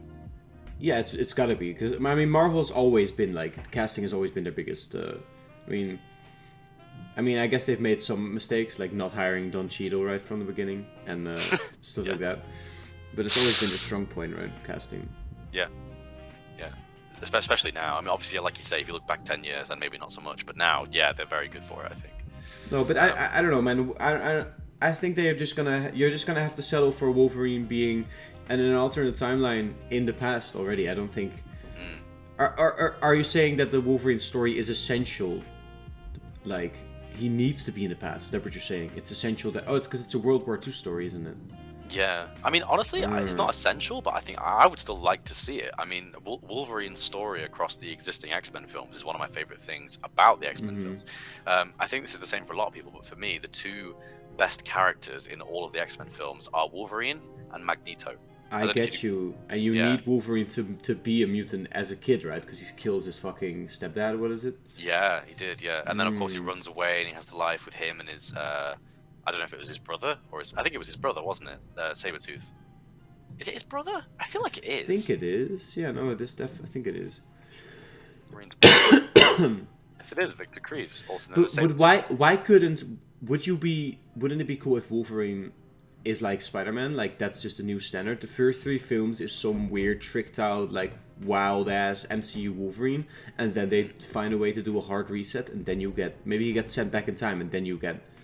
fucking Wolverine stories. You know that could be good. I mean, Days of Future Past has already been done, and it's been done so well, but I would still love to see it again with better stuff. Like, I don't know. There's so much of the X-Men films that I really like, and I want to know that it's part of the big overall story. Like, it is, man. It is. Haven't you seen the new trailer for the Multiverse of Madness? They use the fucking Fox Marvel intro screens in the Marvel logo. They do like... Have you not seen it? They do like a logo for Marvel where it's like broken up into glass shards, right? Classically for Marvel property to do that, explain the multiverse. And then in the shards there's all the various like Marvel intro screens. So it's like the main one where it just flickers in between movie shots. Then there's also the Fox one in there. Nice. Yeah. That could be cool. Well, I mean, yeah, if it's gonna happen in any film, it's gonna be Multiverse of Madness. To be fair, I am very excited for that now. I can't believe that releases in like 5 months. Multiverse of Madness, really, man? Yeah, it releases do we get a very show? soon. Do we get a show in between? I don't know, actually. She-Hulk? No? I don't know when it released. I think Multiverse of Madness is the next thing. Let me see. Oh, that's God, it comes out on the 6th of May. It comes out in like 5 months, bruh. That's so soon. That's pretty soon, yeah. After we had like an 18-month wait for Black Widow, everything seems great again now. Like we don't have to wait a full year. We've been fucking spoiled though, dog. We got fucking Far From Home. I feel like I don't know. This probably wasn't accurate, but I feel like this was kind of like bang, bang, bang, bang, bang. Fucking Far From Home, then WandaVision, then fucking Falcon and Winter Soldier, Black Widow in there, pretty sure. Loki, Hawkeye. Eternals, I guess, even though we haven't watched it. Bro, this year's been fucking great for Marvel. Like, holy shit, they've released, how many films will that be now? 4 films in 1 year, and also 4 TV shows in 1 year. Yeah, that's a record high for them, for sure. What's your favorite TV show? Oh, it's always between Loki and WandaVision. Is it? So many people say Hawkeye now. I do like Hawkeye, but I mean, to be fair, I like Hawkeye for the fact that it introduced Kingpin, and for the fact that Kingpin's going to be Vincent D'Onofrio, because I think his portrayal of it was awesome, and is going to continue to be amazing. No, he's dead. What are you talking about? Oh, he's not dead. He's not dead. no chance is he dead. But in terms of actual show, I think Loki has done more for like the overall MCU than any film before it because of the whole multiverse thing, and I love that it has like the TVA and the variants. It's so cool. It's really so cool. Yeah, it's like this weird like buddy cop fucking in this weird. The concept also like you have no free will. It's such a fun thing to just even talk about and to have an entire show dedicated to it in the MCU, and then they go to Kang and everything it sets up and Sylvie and the worlds. Like this was a movie that was played exclusively in imaginary settings, right? And I guess there's a lot of movies like that, and I guess they went to Pompeii, right? But that barely counts. And then they went to the future on Earth, right? This was such a like it was zero grounded. It was not at all grounded, but somehow it had such a human story. Somehow, and I guess it needed to be that insane to give them God of Mischief a fucking like a grounded, like a heartfelt, emotional moment. I guess that's what you need to get Loki to fucking shine in if I can say that. But I thought Loki was so fucking good, man. Yeah. I mean, do you know what, actually, thinking about it now, it's got to be Loki for me. I think Loki's my favorite thing that's been released of all of it this year. I would actually, I know you're gonna think, you might disagree with me with this, but I actually preferred Loki to the Spider-Man film. I do like Spider-Man 3, I really do, but I think that it's not a problem, but it is just mostly fan service. Do you know what I mean? Spider-Man 3?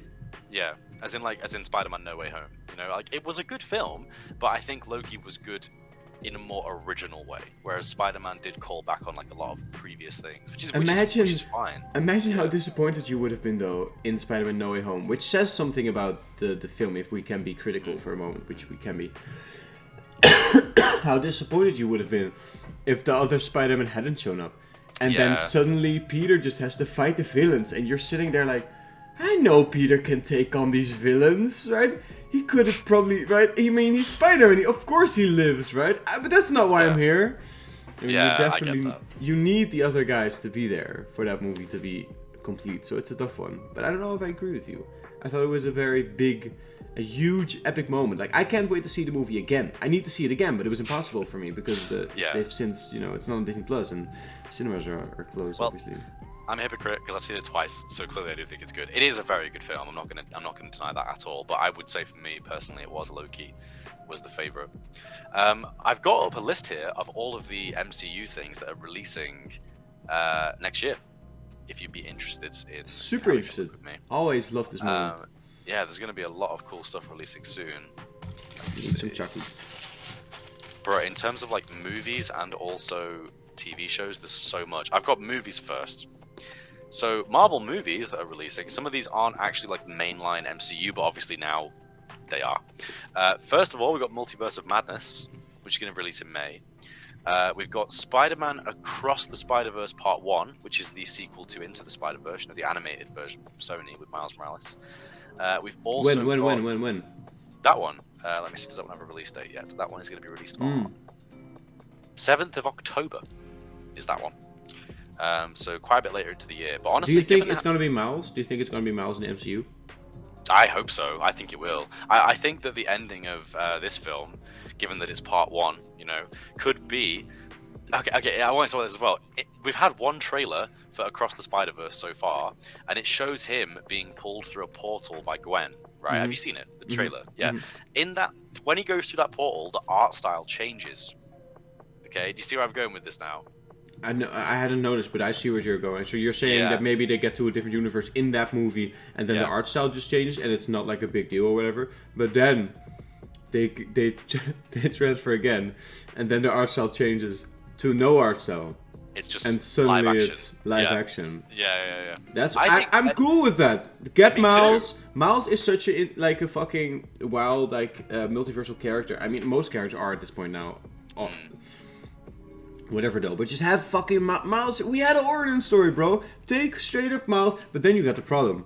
Miles is already in the MCU. He's the nephew of the fucking guy, Dave Glover, right? True.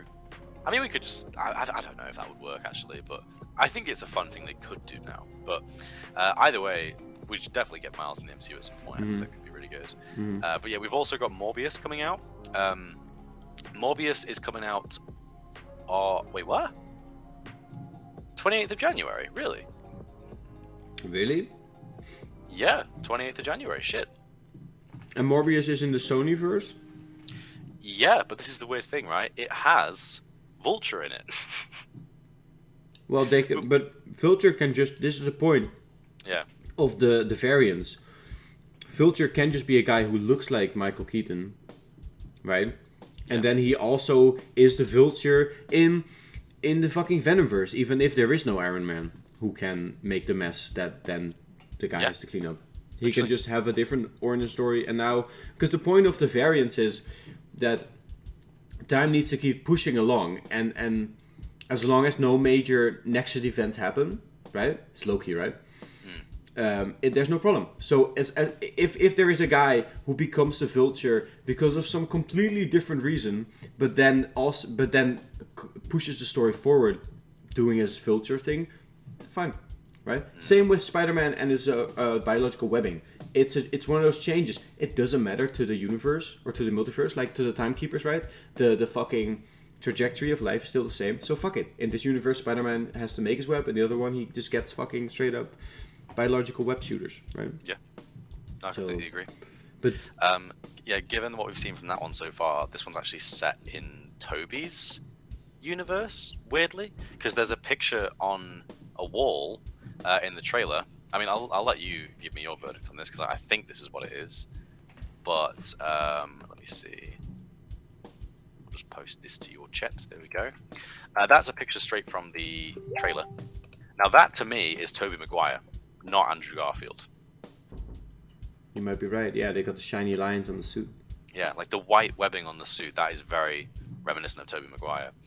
Doesn't mean we're going to see Tobey Maguire in the film, but it means it's not Andrew Garfield's universe. So that means that there is Venom from the recent Venom movie is in the same universe as Tobey Maguire universe, or at least there is a Tobey Maguire Spider-Man in the same universe that Venom is in, because this guy in the trailer references Venom, right? I don't even know. Yeah, he goes, "I'm Venom," and and he has the teeth, right? Because he's like a vampire. Oh really? Oh, I get. Yeah, true. But yeah, honestly, it looks pretty good. Like, okay, do you want to watch it together? Because I honestly don't really remember it. Yeah, sure. Why not? I'll just send me the link. I'll get it up as well. We'll watch it at the same time. Can't screen share, can we? Can we screen share on this? on fucking Facebook? No, bro. No, I don't think so. Wait, can we actually? Wait, really? We're such dumbasses. Maybe. Hold up. Yeah, I think so. But yeah, honestly, I know virtually nothing about Morbius. I'm excited to watch it for that reason. Okay, I'm starting it now. We can watch it on Facebook. We can? Oh my god. We're watching it. Nice.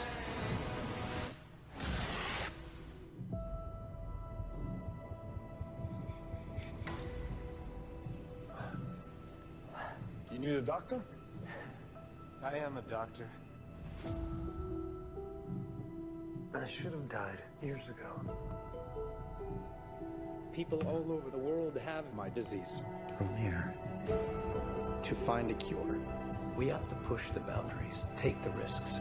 If you're gonna run, do it now.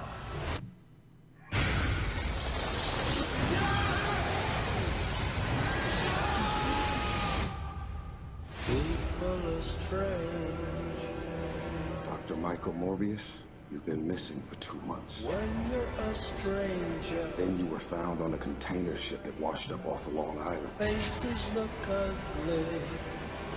When you're alone.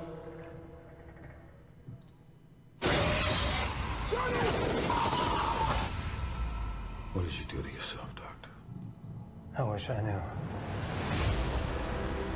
Oscar? No. I went from dying Wait, to yeah? being more alive than ever. It worked. Not exactly. I have increased strength and speed, and some form of bat radar. What else can I do?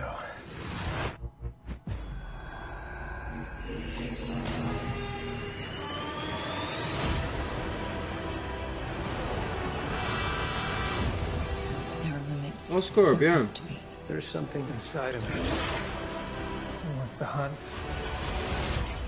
and consume blood. Michael. When you're a stranger, faces come. Can you control it? I don't know. Half the city wants to kill you. We haven't had anything this good since that thing in San Francisco. The other half wants to control you. Hey, Dr. Mike, you and I should stay in touch. I really hope they go all out on the horror Save aspect a of this life. film. But I don't know what I'm capable of. You save lives, you don't take them. Oh wait, what? What? Oh, I see what you Heal the mean. world. I have not seen that before. I think it's Destroy it. yeah, the Venom thing. You mean, right? Yeah, I'd seen like parts of that trailer before, but yeah, weird. I hadn't seen that end bit before, I guess, or maybe I had but just not heard it right. That's strange. Yeah, That's he's straight. mad. Yeah, he goes. That's what he said, right? I'm Venom, but it's fine. I mean, but I guess Or this is just a completely new universe where there is a Tobey Maguire Spider-Man and a Venom and a fucking... Maybe. I have no idea. It's all very liquid at this point, I guess. Like, it could be... honestly, I really want to write a new watch order for myself, but I have no idea where to put everything. Like, it's gotten to the point now where... You want to watch all the old ones? Yeah, because I've got like a viewing order on my fucking Google Notes page, you know, of all the films and the TV shows that you include in the MCU up until this date. And yet, now we have to include 3 more Spider-Man films, 2 more Spider-Man films, and 2 Venom films. And possibly in the future now another Morbius film, and probably another Venom film again. And all the Wolverines, all the fucking X-Men films. They're all going to have to go in as well at some point. The Netflix shit. Yeah. Of course, Where do you put it? Where do you put it? Oh, it's a different timeline. Idea. It's a completely different timeline. Yeah. I honestly, I'm just waiting for new rock stars to release something. Because no doubt he will go to the trouble of thinking, like, what is the best way of watching it all now, given what we know. Well, you would need to split it up into universes. Then again, I feel like right now, the old Spider-Man are still pretty... Yeah, you're right. It is a wild one. Because you wouldn't go watch Iron Man 1, 2, 3, then watch Spider-Man 1, 2, 3, and then watch... the new you were like, huh? Wait, what? You know what I mean? Yeah, it's weird, isn't it? I mean, that's what I mean. Like, you'd have to introduce, like, because there's this really tiny window in between the events of Loki and Spider-Man 3, where it's now been established that there is a multiverse, right? So there's this very small window where it's like, okay, other timelines exist now. So in theory, the best way of doing this is to cram in Tobey Maguire's trilogy, Andrew Garfield's films, and the 2 Venom films into this tiny window in between Loki and Spider-Man. But it's such a tight window. Do you know what I mean? That's the best way I've thought of being able to do it, but it just doesn't make much sense in terms of time frame. Okay, I don't think you need to do the Venom ones. I think you can just watch the Venom in between the MCU. Maybe not. I don't know, dog. Yeah, I think that's what you're gonna have to do. Watch it in between Loki and fucking Spider-Man. But you're also gonna have to watch Into the Spider-Verse, right? Inevitably. I mean. Yeah, true. Yeah, it's ridiculous, isn't it? Yeah, but I think at this point you can just kind of choose what you want to watch because, I don't know. I think it's pretty cool that Sony can now get Michael Keaton into their fucking universe, and they could even now. I mean, they always could theoretically get Tom Holland Spider-Man into their universe, but it would be super confusing, and mainstream, cinema audiences wouldn't get it. And now they could do that, right? But I could still choose to not watch it. Then again, Tom Holland as Spider-Man, why would I not watch it? Yeah. It's basically 2 studios now being able... Or do you think Sony is going to continue with Andrew Garfield? Because Andrew Garfield really brought his A game this fucking movie. He really did. Mm-hmm. Bro, he was like... I feel kind of bad for Andrew Garfield because I feel like he's been remembered as the worst Spider-Man. Like that's how he's been remembered. He is the worst Spider-Man. But it wasn't his fault. It was the writing and that fucking awful rendition of Green Goblin. If we're honest, like that was pretty bad. Mm-hmm. But I want to see more Andrew Garfield now. I don't know if you remember. I mean, have you watched both Andrew Garfield films? Yeah, I say that he's the worst, but I just know that he's remembered as the worst. Mm. But I quite enjoy those. Not gonna lie. Yeah. Me too. There was a storyline at the start of each film where they basically implied that there was some like mystery surrounding his parents' death, and there was something more relevant to it. And obviously, in Andrew Garfield's universe, what they do is they say that the spider bite only worked on Peter because his dad engineered it that way. Basically, like there was a whole thing about it in the second film, and they were going to explore more about this. And it was even implied that in the third Spider-Man film in his trilogy, his dad was going to come back into it somehow. And his dad actually never did die and was just in hiding this whole time. And I don't know if I like that too much, but no, I mean, me neither. it's a bit much. It's a bit much, isn't it? Like it's a bit weird. But I mean, they cut it for a reason. It was going to be an end credit scene, and they just removed it because they were like, nah. Like everyone's watching this, like nobody cares. You know, everyone's like, waiting for the fucking. Yeah. But honestly, I would like to see a third Andrew Garfield film now. I say, maybe take a break from Tom's films for a year or two, and give us Amazing Spider-Man 3. I'd be okay with that now. Like, I think that there could be a really good story there of, Spider-Man 3 actually taking place after No Way Home. And now this slightly older, maturer, broken version of Andrew Garfield's Spider-Man goes back to his universe with a fresh take on life. and meets Mary Jane. You know, meets his MJ, because he, you know, up to this point he thought Gwen was his MJ, and then lost Gwen. And now he's heard. Like, okay, maybe everyone has their MJ. I need to find. Maybe that would ruin the romance between him and Gwen. I'm not really sure, honestly, but I don't know. No, I think that could work. That could straight up work, because he has been like, sorry, I need to buy more data for my fucking phone. He has been shown. Like, that's one of the epic things about this coming together of all the Spider-Man. They all kind of realize this is who Spider-Man is, right? Like, this is the sacrifices he makes to beat. I feel like all of them, even Tobey, who is at this point a significantly older Spider-Man already, but I feel like all of them kind of realize in that moment, like, yo, this is our destiny, right? This is who we're supposed to fucking be, right? So we best fit into this role as best as we can.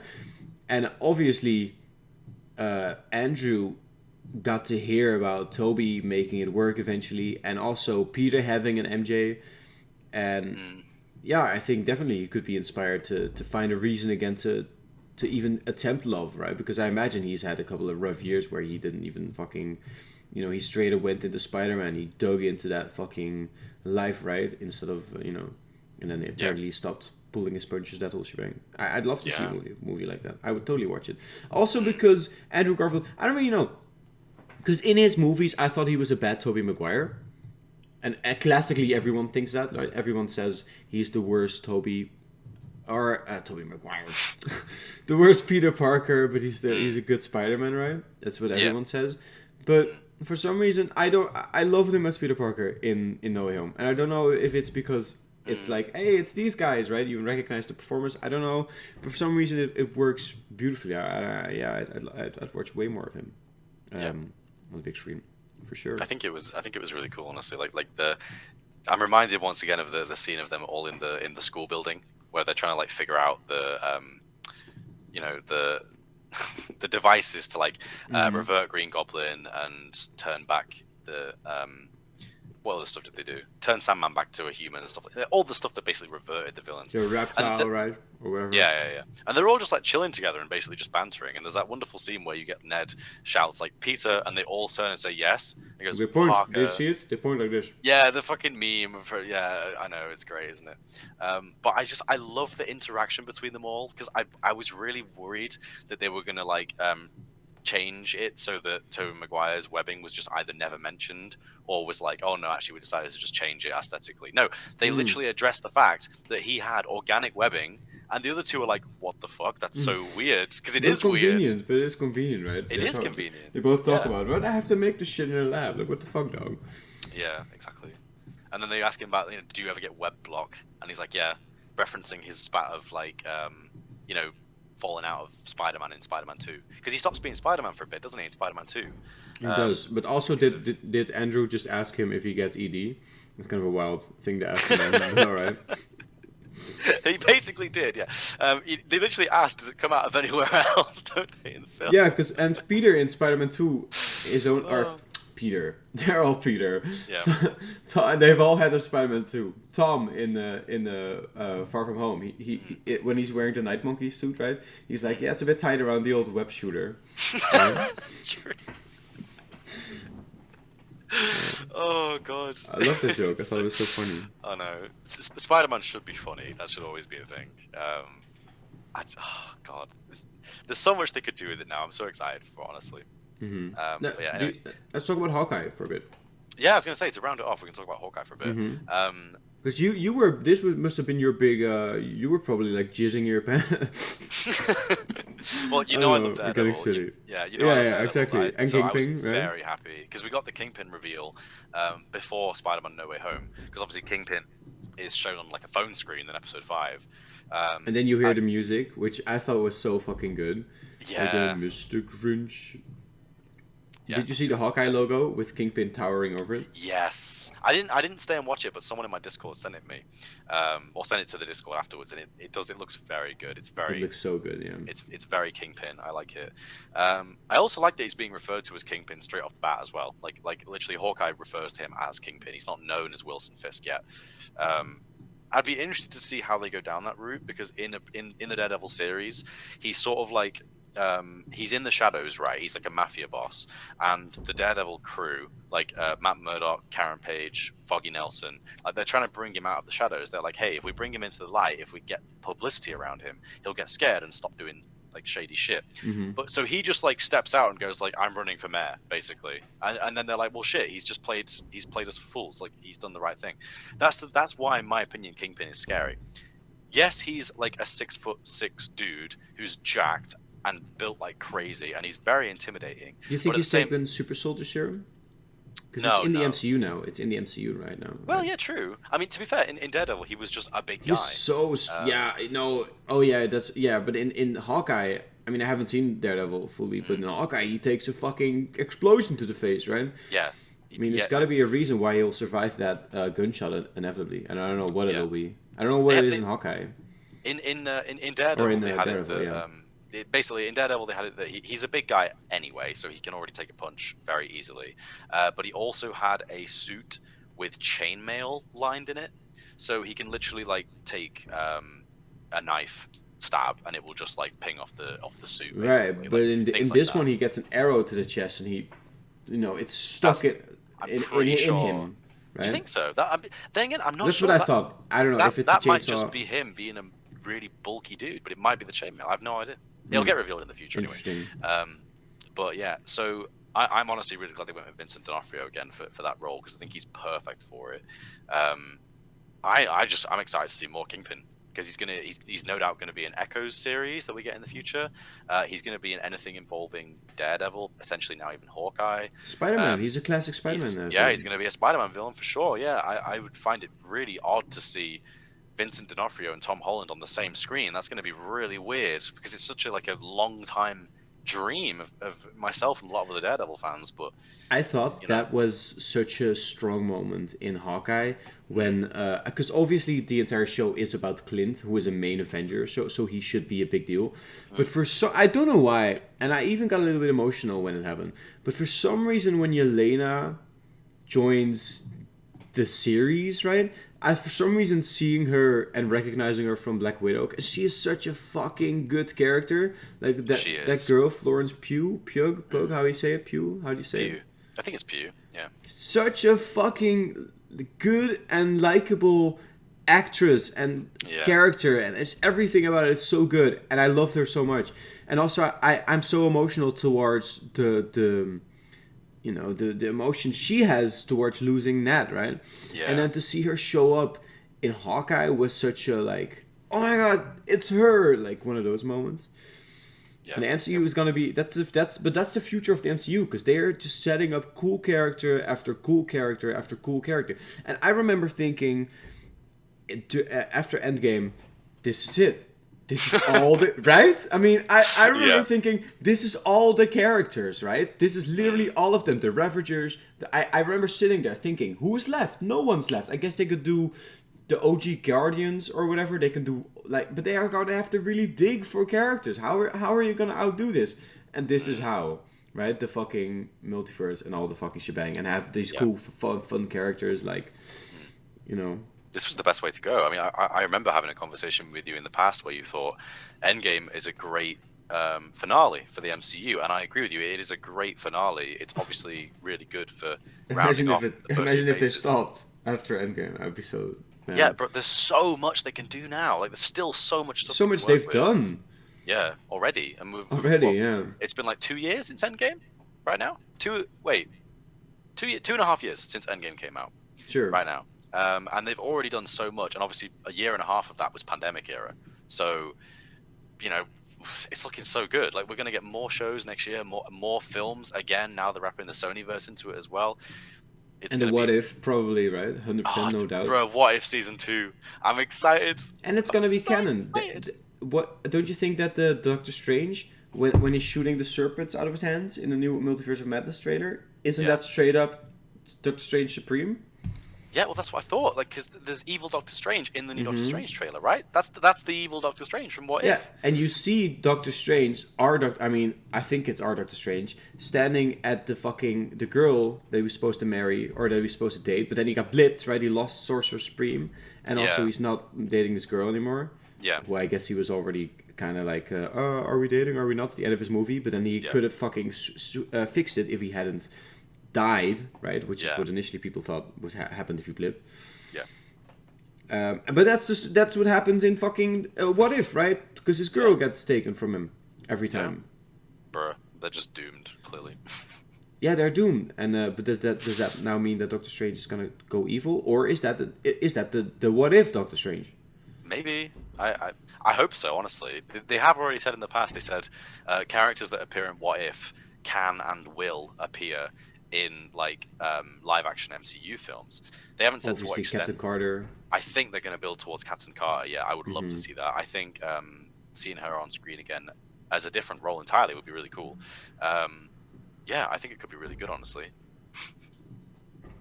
But anyway, yeah. Do you know what? I've just thought this might be the most we've ever stayed on topic in a podcast. Oh my god, you're right. It really is, isn't it? Like we're like, hey, we're gonna talk about this today, and then we chat shit for like 50 minutes, and then 10 minutes at the end, and we actually talk about. Yeah, you're 100% right. Why did we start? But we started doing this weird thing where we only talk, like, or do a podcast when we have like a Marvel thing to watch. Yeah, true. I mean, it's a thing to base it around, isn't it? But we don't need to. No, we don't need to. No, I mean, we talked about Pandemic. True, we did a little bit. Have you seen Book of Boba? I have, episode 1. What did you think? I see loads of articles saying it's shit. And I'm just like, at this point... I don't watch those. I don't read those. Yeah, no, well, that's the thing. At this point, my expectation for Star Wars... No offense, Star Wars, but also offense, Star Wars. My expectation is so low that Book of Boba Fett was still great. Like, I watched it and I'm Mandalorian was dope, though, right? Oh, no, Mandalorian was very, very good.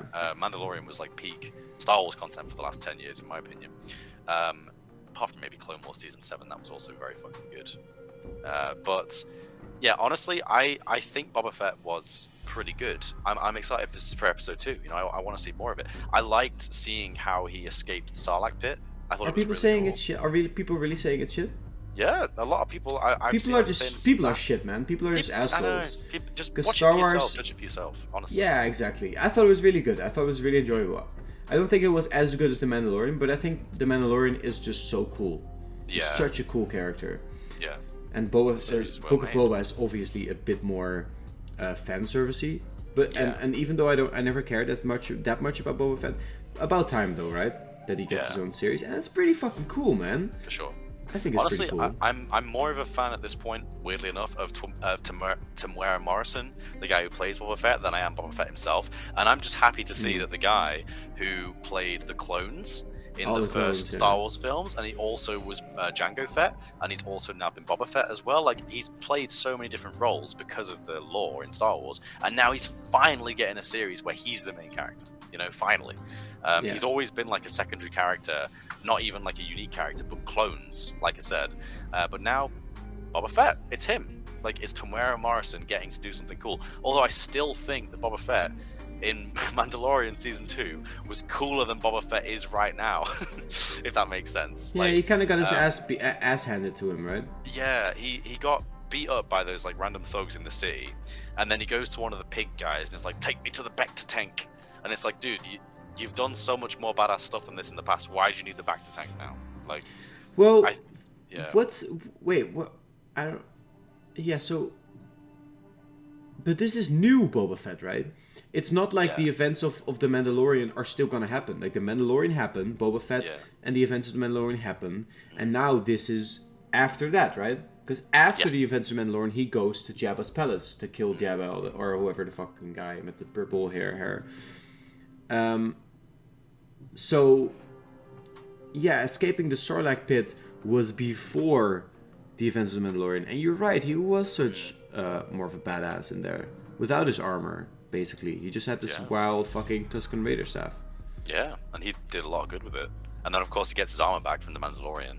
And then that was a badass episode, it really was. Yeah, I think it was really good, honestly. Yeah, but you're right. Yeah, for sure. He does kind of get his ass handed to him. I wonder if they're gonna build up to him being in those black robes, having that Tusken Raider staff, right? Because he's living with Tuskens in his flashback right now, right? Yeah. True. Maybe we'll get like. Have you ever seen Arrow, the DC series? No. No. It's basically in Arrow. for at least the first couple of seasons, every episode is half in the present and half in the past, like showing his backstory, and it's a really I thought good that way. was cool. Yeah, it's a good way of doing it. I feel like Book of that. Boba Fett, it might do the same thing, where like every Right. episode we get a bit of modern, but we also get a bit of his backstory, and we get like both at the same time, like running alongside each other. So yeah, I think you're right. We'll see more of this story of him like befriending the Tusken Raiders, proving himself, and sort of like learning their ways or something like that. I don't really know, but by the end of this episode, you know, he killed that fucking awesome huge creature, and it was awesome. You know, how blown away? Right, I know you'll relate to me on this. How blown away were you when the creature dropped down onto 4 legs and just started walking on 4 legs? I saw that and I was like, that's so fucking cool. I didn't know that was just me. I thought it was fucking awesome. Do you know what? You mean the design of the fact that he just has 6 limbs and not necessarily 2 legs and like the cool two in the middle ones were arms and legs. You know, like he could switch between. Yeah, them. that was cool. I was like inspiration. You know, I thought it was really cool. No, I'm with you. I didn't necessarily feel inspiration, but I did have like I did have a unique, memorable reaction to that. Like, oh, because it was a very deliberate, like, oh, these are arms? No, wait, actually, these are legs. Yeah. So it is a cool design. Creature was but I still think so it's imposing. Isn't it like a kind of a Weaver type creature, though?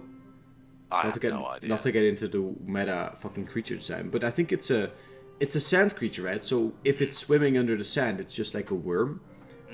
Yeah. And then I don't know, maybe. Oh, because there was that giant fucking worm creature from Mandalorian season 2, episode 1. Oh, yeah, but that was much bigger. It was much bigger. That was cool though. That was very. You're making me want to rewatch Mandalorian now because it's got fucking Ahsoka Tano in the 2nd season as well. Yeah. That shit was so cool. Luke Skywalker, bro. Yeah. I mean, even if the CGI was a bit shit. It was a bit shit. I just liked from the Mandalorian. I just really liked the Mandalorian lore, I guess. Mandalorian. And I loved the shiny suit. I'm just a sucker for like shiny surfaces, man. I'm like a pro in that way. I just like fucking dumbass piece of shit. The full chrome suit is pretty nice, honestly. It really is. Yeah, it's so cool. It's like playing GTA 5 and then having a fully chrome car. I mean, I know I did that for all my cars. All my cars were like chrome. Well, we're gonna get more soon, potentially. I mean, yeah, season 3 of The Mandalorian is inevitable. I want to see more of what happens. You know, obviously now there's going to be that conflict between Din Djarin and the character from Clone Wars. I forget what she was called. Fuck, I'm not as in Star Wars at the moment. I know who you mean. They've got the conflict now because the person who has the Darksaber is the ruler of Mandalore, or like the rightful ruler of Mandalore. So I thought that was such bitch shit though. Like, why do you have to hold to those rules? Can't you just go, no, I'll just give you the sword? You know what I mean? Well, I know, but that's the thing about Mandalorians. That's like the downside is they've got this weird, like, you know, very passionate religious values. But doesn't Mando have the dark blade? Well, he does. Yeah, he doesn't want it though. Exactly. So he doesn't care about these silly rules of hers. But she cares. If he just gives it to her, she won't accept it. Cause she's like, no, but the people of Mandalore won't respect me if you've just given it to me. She has to kill him. You know, that's how it works. She has to literally beat him in combat and take his weapon. Not kill him, right? Because he didn't kill fucking whatever his name is. True. Mothian. No, he didn't. Oh yeah, shit. So Gideon. Moff Gideon. Yeah, but then again, if they just stage a fight, that's the same thing, right? Because they'll be like, oh, just pretend like we fought and I'll just lose, and that's still not good enough for her. She has to actually earn it off of him by force, you know? No, what will happen is Mando will fight somebody, and that person will beat Mando, and then that person has the blade, and then the girl can be like, yo, fuck you, motherfucker, you done goof picking up that sword. Actually. Yeah. I like that. That's good, actually. Yeah. I hate the Darksaber, man. What a shitty fucking thing. Yeah, you just like you find this cool lightsaber. Imagine you're in Star Wars. You're like, wow, man, I can't believe I just found a lightsaber. It's black. I've never seen anything like this. I'm for sure keeping this as an artifact. And then suddenly you're gonna get fucking, you know, chased down by a bunch of idiots wearing helmets, right? And they're all like, this is the way, right? No, just because you picked up the sword. No, you can have it. No, we must kill you. I mean, like... Yeah, Mandalorians are a bit weird, I will say. I like how they've already introduced the idea of like the different factions as well, because our Mandalorian is from a faction where they don't even remove their helmets. Like, they don't remove their helmets after the age of like 12 or something crazy. But of course, Bo-Katan, that was her. Bo-Katan and her group of Mandalorians, they're just chilling in like a bar or a pub, and they just have their helmet on the table. They're just sipping a beer. Like they have like their own version of the rules. Like it seems like it's hypocritical that all these different factions of the same race have such passionate yet different values. It shows how stupid it is. It is. It is literally a religion. Yeah. It shows how stupid it is that all of them should really be able to just put their troubles aside and be like, no, it's fine, you just have the Darksaber. Oh yeah, it's fine for me to remove my helmet. But instead it's not, because of how passionate they are about this stuff. Yeah, but I think it's, I mean, I don't want to say the Mandalorians prey on the weak or whatever, but I mean they did find Mando as probably his parents were about to get fucking killed, right, by Dark Empire droids or whatever the fuck those guys were, those big guys. Yeah, he was an orphan, wasn't he? Like, he was just adopted into a Mandalorian, like, group. They saved him, basically, from... Because his village was being raided by the fucking droids. Those big ones. That was cool to see on screen as well. I don't even remember what those were called. Did we ever see those big ones in any of the Star Wars movies? Because I remember those... I had those in Lego. Those big droids. Yeah. They were in the prequel trilogy. They are in the prequels, the big ones, the black ones, not just the Roger. Oh, okay. Yeah, the big darker ones are called the Super Battle Droids. They were only in the second and third. Yeah, sorry. I used to honestly, I say this for real. Like, Marvel being my like peak nerd interest is only in the last like 5 years. Before that, it was very much Star Wars for me. Like, I used to be so into Star Wars. And I'm sad that I don't like it as much anymore. Honestly, that, for me, has been solidified by Episode 8 and Episode 9. They have not ruined Star Wars for me, but they definitely diminished my interest in it. That makes sense. as it did. They did for a lot of people, yeah, unfortunately. But there's a lot of Star Wars seasons coming out in the near future. There's loads of things that have been planned. And I'm hopeful for them, as always. I'll always give them a try. I would love to like Star Wars again, you know. I hope I do at some point in the future. Well, you do. You know, we're watching Book of Boba. It's gonna be fine. Yeah, exactly. It's just I think when you say Star Wars, and I think a lot of people when they say Star Wars, they wanna like the main trilogy and then the prequels, which is then the part of the lore. And now this new, and the prequels were always dicey, but somehow not enough to destabilize Star Wars as a whole. And I think, unfortunately, I mean, I thought The Force Awakens was good. Me too. And I wasn't even a big Star Wars fan per se, but I thought The Force Awakens was really good. It really captured the intrigue of the universe, and like Rey exploring this big, like fallen Star Destroyer. Like, this universe has really deep lore. Like, of course, the ships are in the sky at some point. Then at some point they get shot down, and then at some point someone's gonna raid them for scraps. That's just how in depth this universe is, and I really loved details like that. Like, I thought The Force Awakens had really strong moments, but the other movies not so much, unfortunately, for you. I find it interesting that you, if you don't consider yourself to be that much of a Star Wars fan, and even you didn't like Episode 8 and Episode 9, right? Or what would you say about Episode 8 and Episode 9? Honestly, I remember them not so much, which I think, especially for Episode 9, I've seen it. I don't think I've seen it on the big screen, but I've seen it in like high quality by myself. I should have had my full attention on the movie, and it was the final chapter in the trilogy. And somehow I don't really remember a lot of it. I remember the big battle with all the ships, and I thought, I guess it's cool if you're like a huge Star Wars nerd and you can like pick out all the ships, but it wasn't an endgame moment. Like, no, Endgame, really I feel like there was a way different level, like much more deserved or whatever the fuck. Yeah. Sure. And there were just a lot of weird moments, I guess. I think it was a bit of a mess, honestly.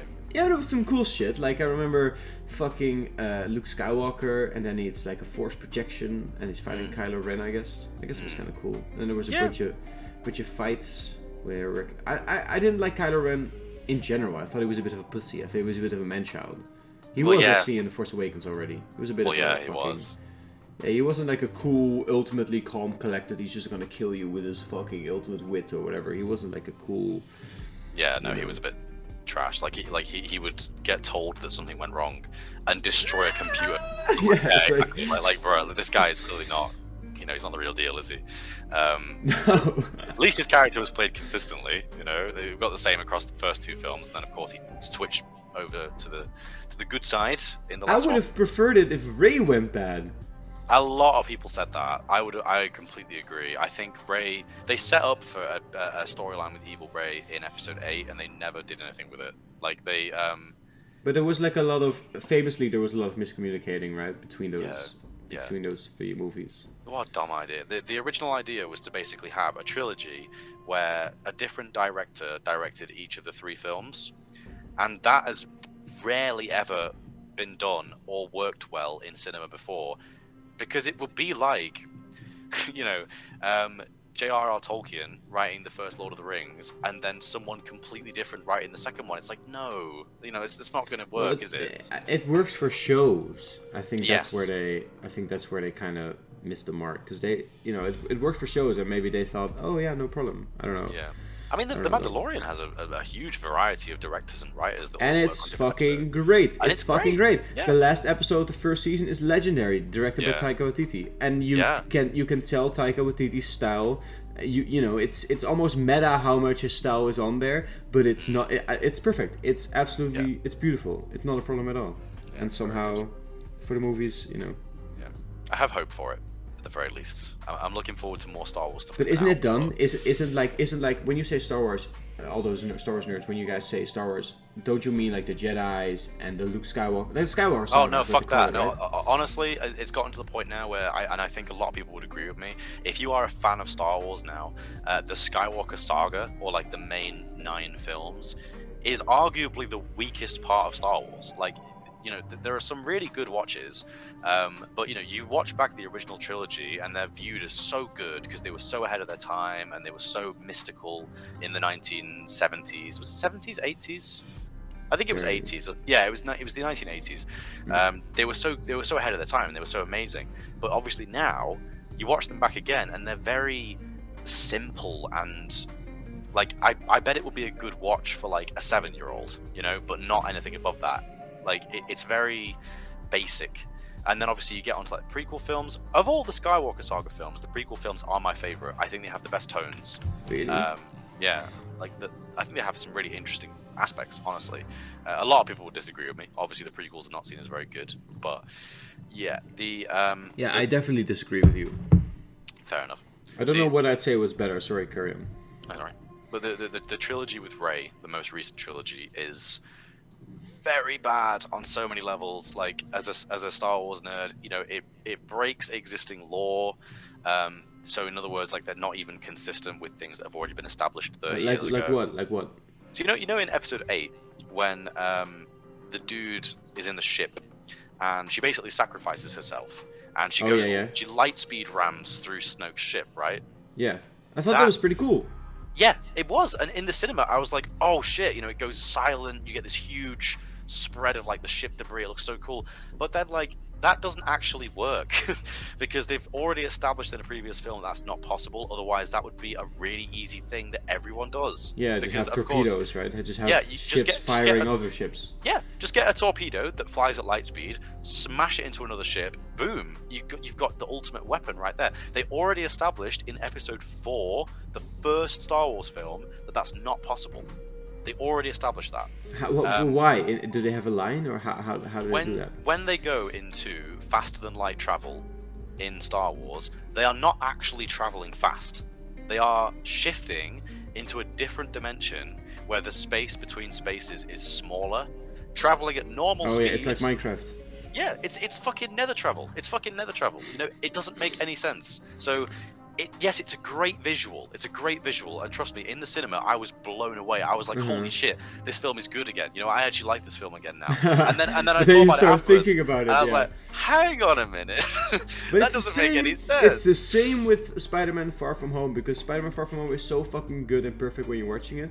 But then in the end, you're like, wait, hold up. If who's the black guy? Electro. Electro, right? If Electro thought that Spider-Man was black, because he has that great funny line, right, where he goes, "Oh, I thought you were black," like helping out the poor neighborhoods and so. Yeah. Yeah, but if he doesn't know who Peter Parker is, so why is he even there? Yeah. I've seen that a lot. Yeah. It's fine, you know. I hadn't seen it. It's just what I thought of myself, Yeah. which doesn't matter, Mar. And it's fine, but it's one of those things, right? Like when you start thinking about it, you're like, wait, hold up a minute. Yeah, I would say for me, in No Way Home, Electro is actually one of those like problematic things, like how you describe something else, in that he's sort of like, yes, you know, it's cool to see Electro, but he's a completely different character to the one that was in Amazing Spider-Man 2. He doesn't even make any sense being there because he didn't know who Peter Parker was. You know, he's the only one of the 5 villains that doesn't fit the criteria for pulling all the people who know who Peter Parker is. He doesn't match that criteria. I don't know. I think it's a bit of a mess, honestly. It's a bit of a weird one with that. Other than that, all the other villains, also, I thought he was the weakest weakest villain in general. Like the acting. What's the guy's name? I know the guy was like really big. Jamie Foxx. Yeah, Jamie Foxx. Apparently he like did a bunch of promo with Tom and Zendaya and the other guys. Like apparently he was like really big on the promo, but I thought performance-wise he was the weakest villain. I would agree with you, actually. Yeah. He probably himself said that he wouldn't join the MCU unless they revamp Electro, right? And then they had. Really? That's what I think, right? Because, well, yeah. Famously, Electro is so lame, right? Where he has the glasses, dorky glasses, and then the fucking vat of eels fixes his fucking teeth and whatever fucking, and he's blue. And then in this universe, they kind of have a reference where they say, oh, electricity is different, because obviously Tony Stark has implemented arc reactors, where we see Tony Stark in, I think, Avengers, where he's underwater, fixing the pipelines of New York, or like fucking something about the fucking power supply. So I guess that's how they explain away why he looks different. But yeah, Electro, weakest villain, weakest arc. Also, I think at the end he begrudgingly gets taken away his powers. I don't think he's a better human being per se. Yeah, I think he just doesn't have powers now, right? And the other villains are like, you know, fucking. I don't really know about the Reptile King. I guess I don't either. I don't know. Lizard guy, I think he was kind of similar to Electro, actually. I think he was just sort of like, he didn't want to have his powers taken away, but he sort of accepts like, yeah, this is kind of what has to happen, right? Like that's just what has to happen. But the reptile guy, he switches back and forth from human to reptile like a lot. He did it in his own film, you know, so I imagine he could definitely do that again in the future.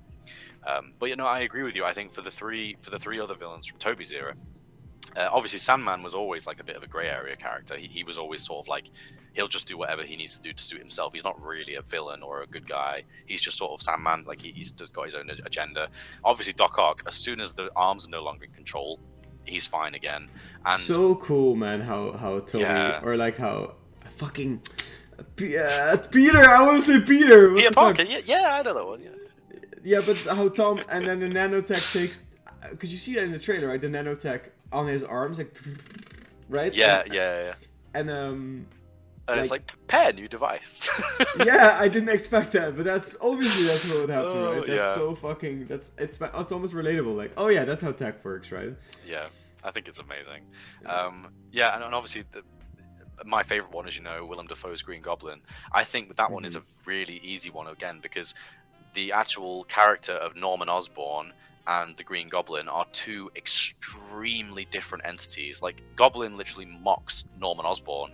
He goes like, I was hiding behind the cowardly eyes of Norman Osborn this whole time. And Norman's not here, like, when the Green Goblin is there. They're two completely separate entities. So I think as soon as Goblin's gone, and you just get that guy, but like, oh no, what did I do? What did I do wrong? Like, it's fine, because that's how Green Goblin works. Was that the same way in the Raimi movies though? Like in the Tobey Maguire movies? Yeah, it was. Was it like that? I don't Honestly, remember that. You should go back and rewatch Spider-Man 1, because Willem Dafoe's Green Goblin in Spider-Man 1 is that good. He is that good in Spider-Man 1.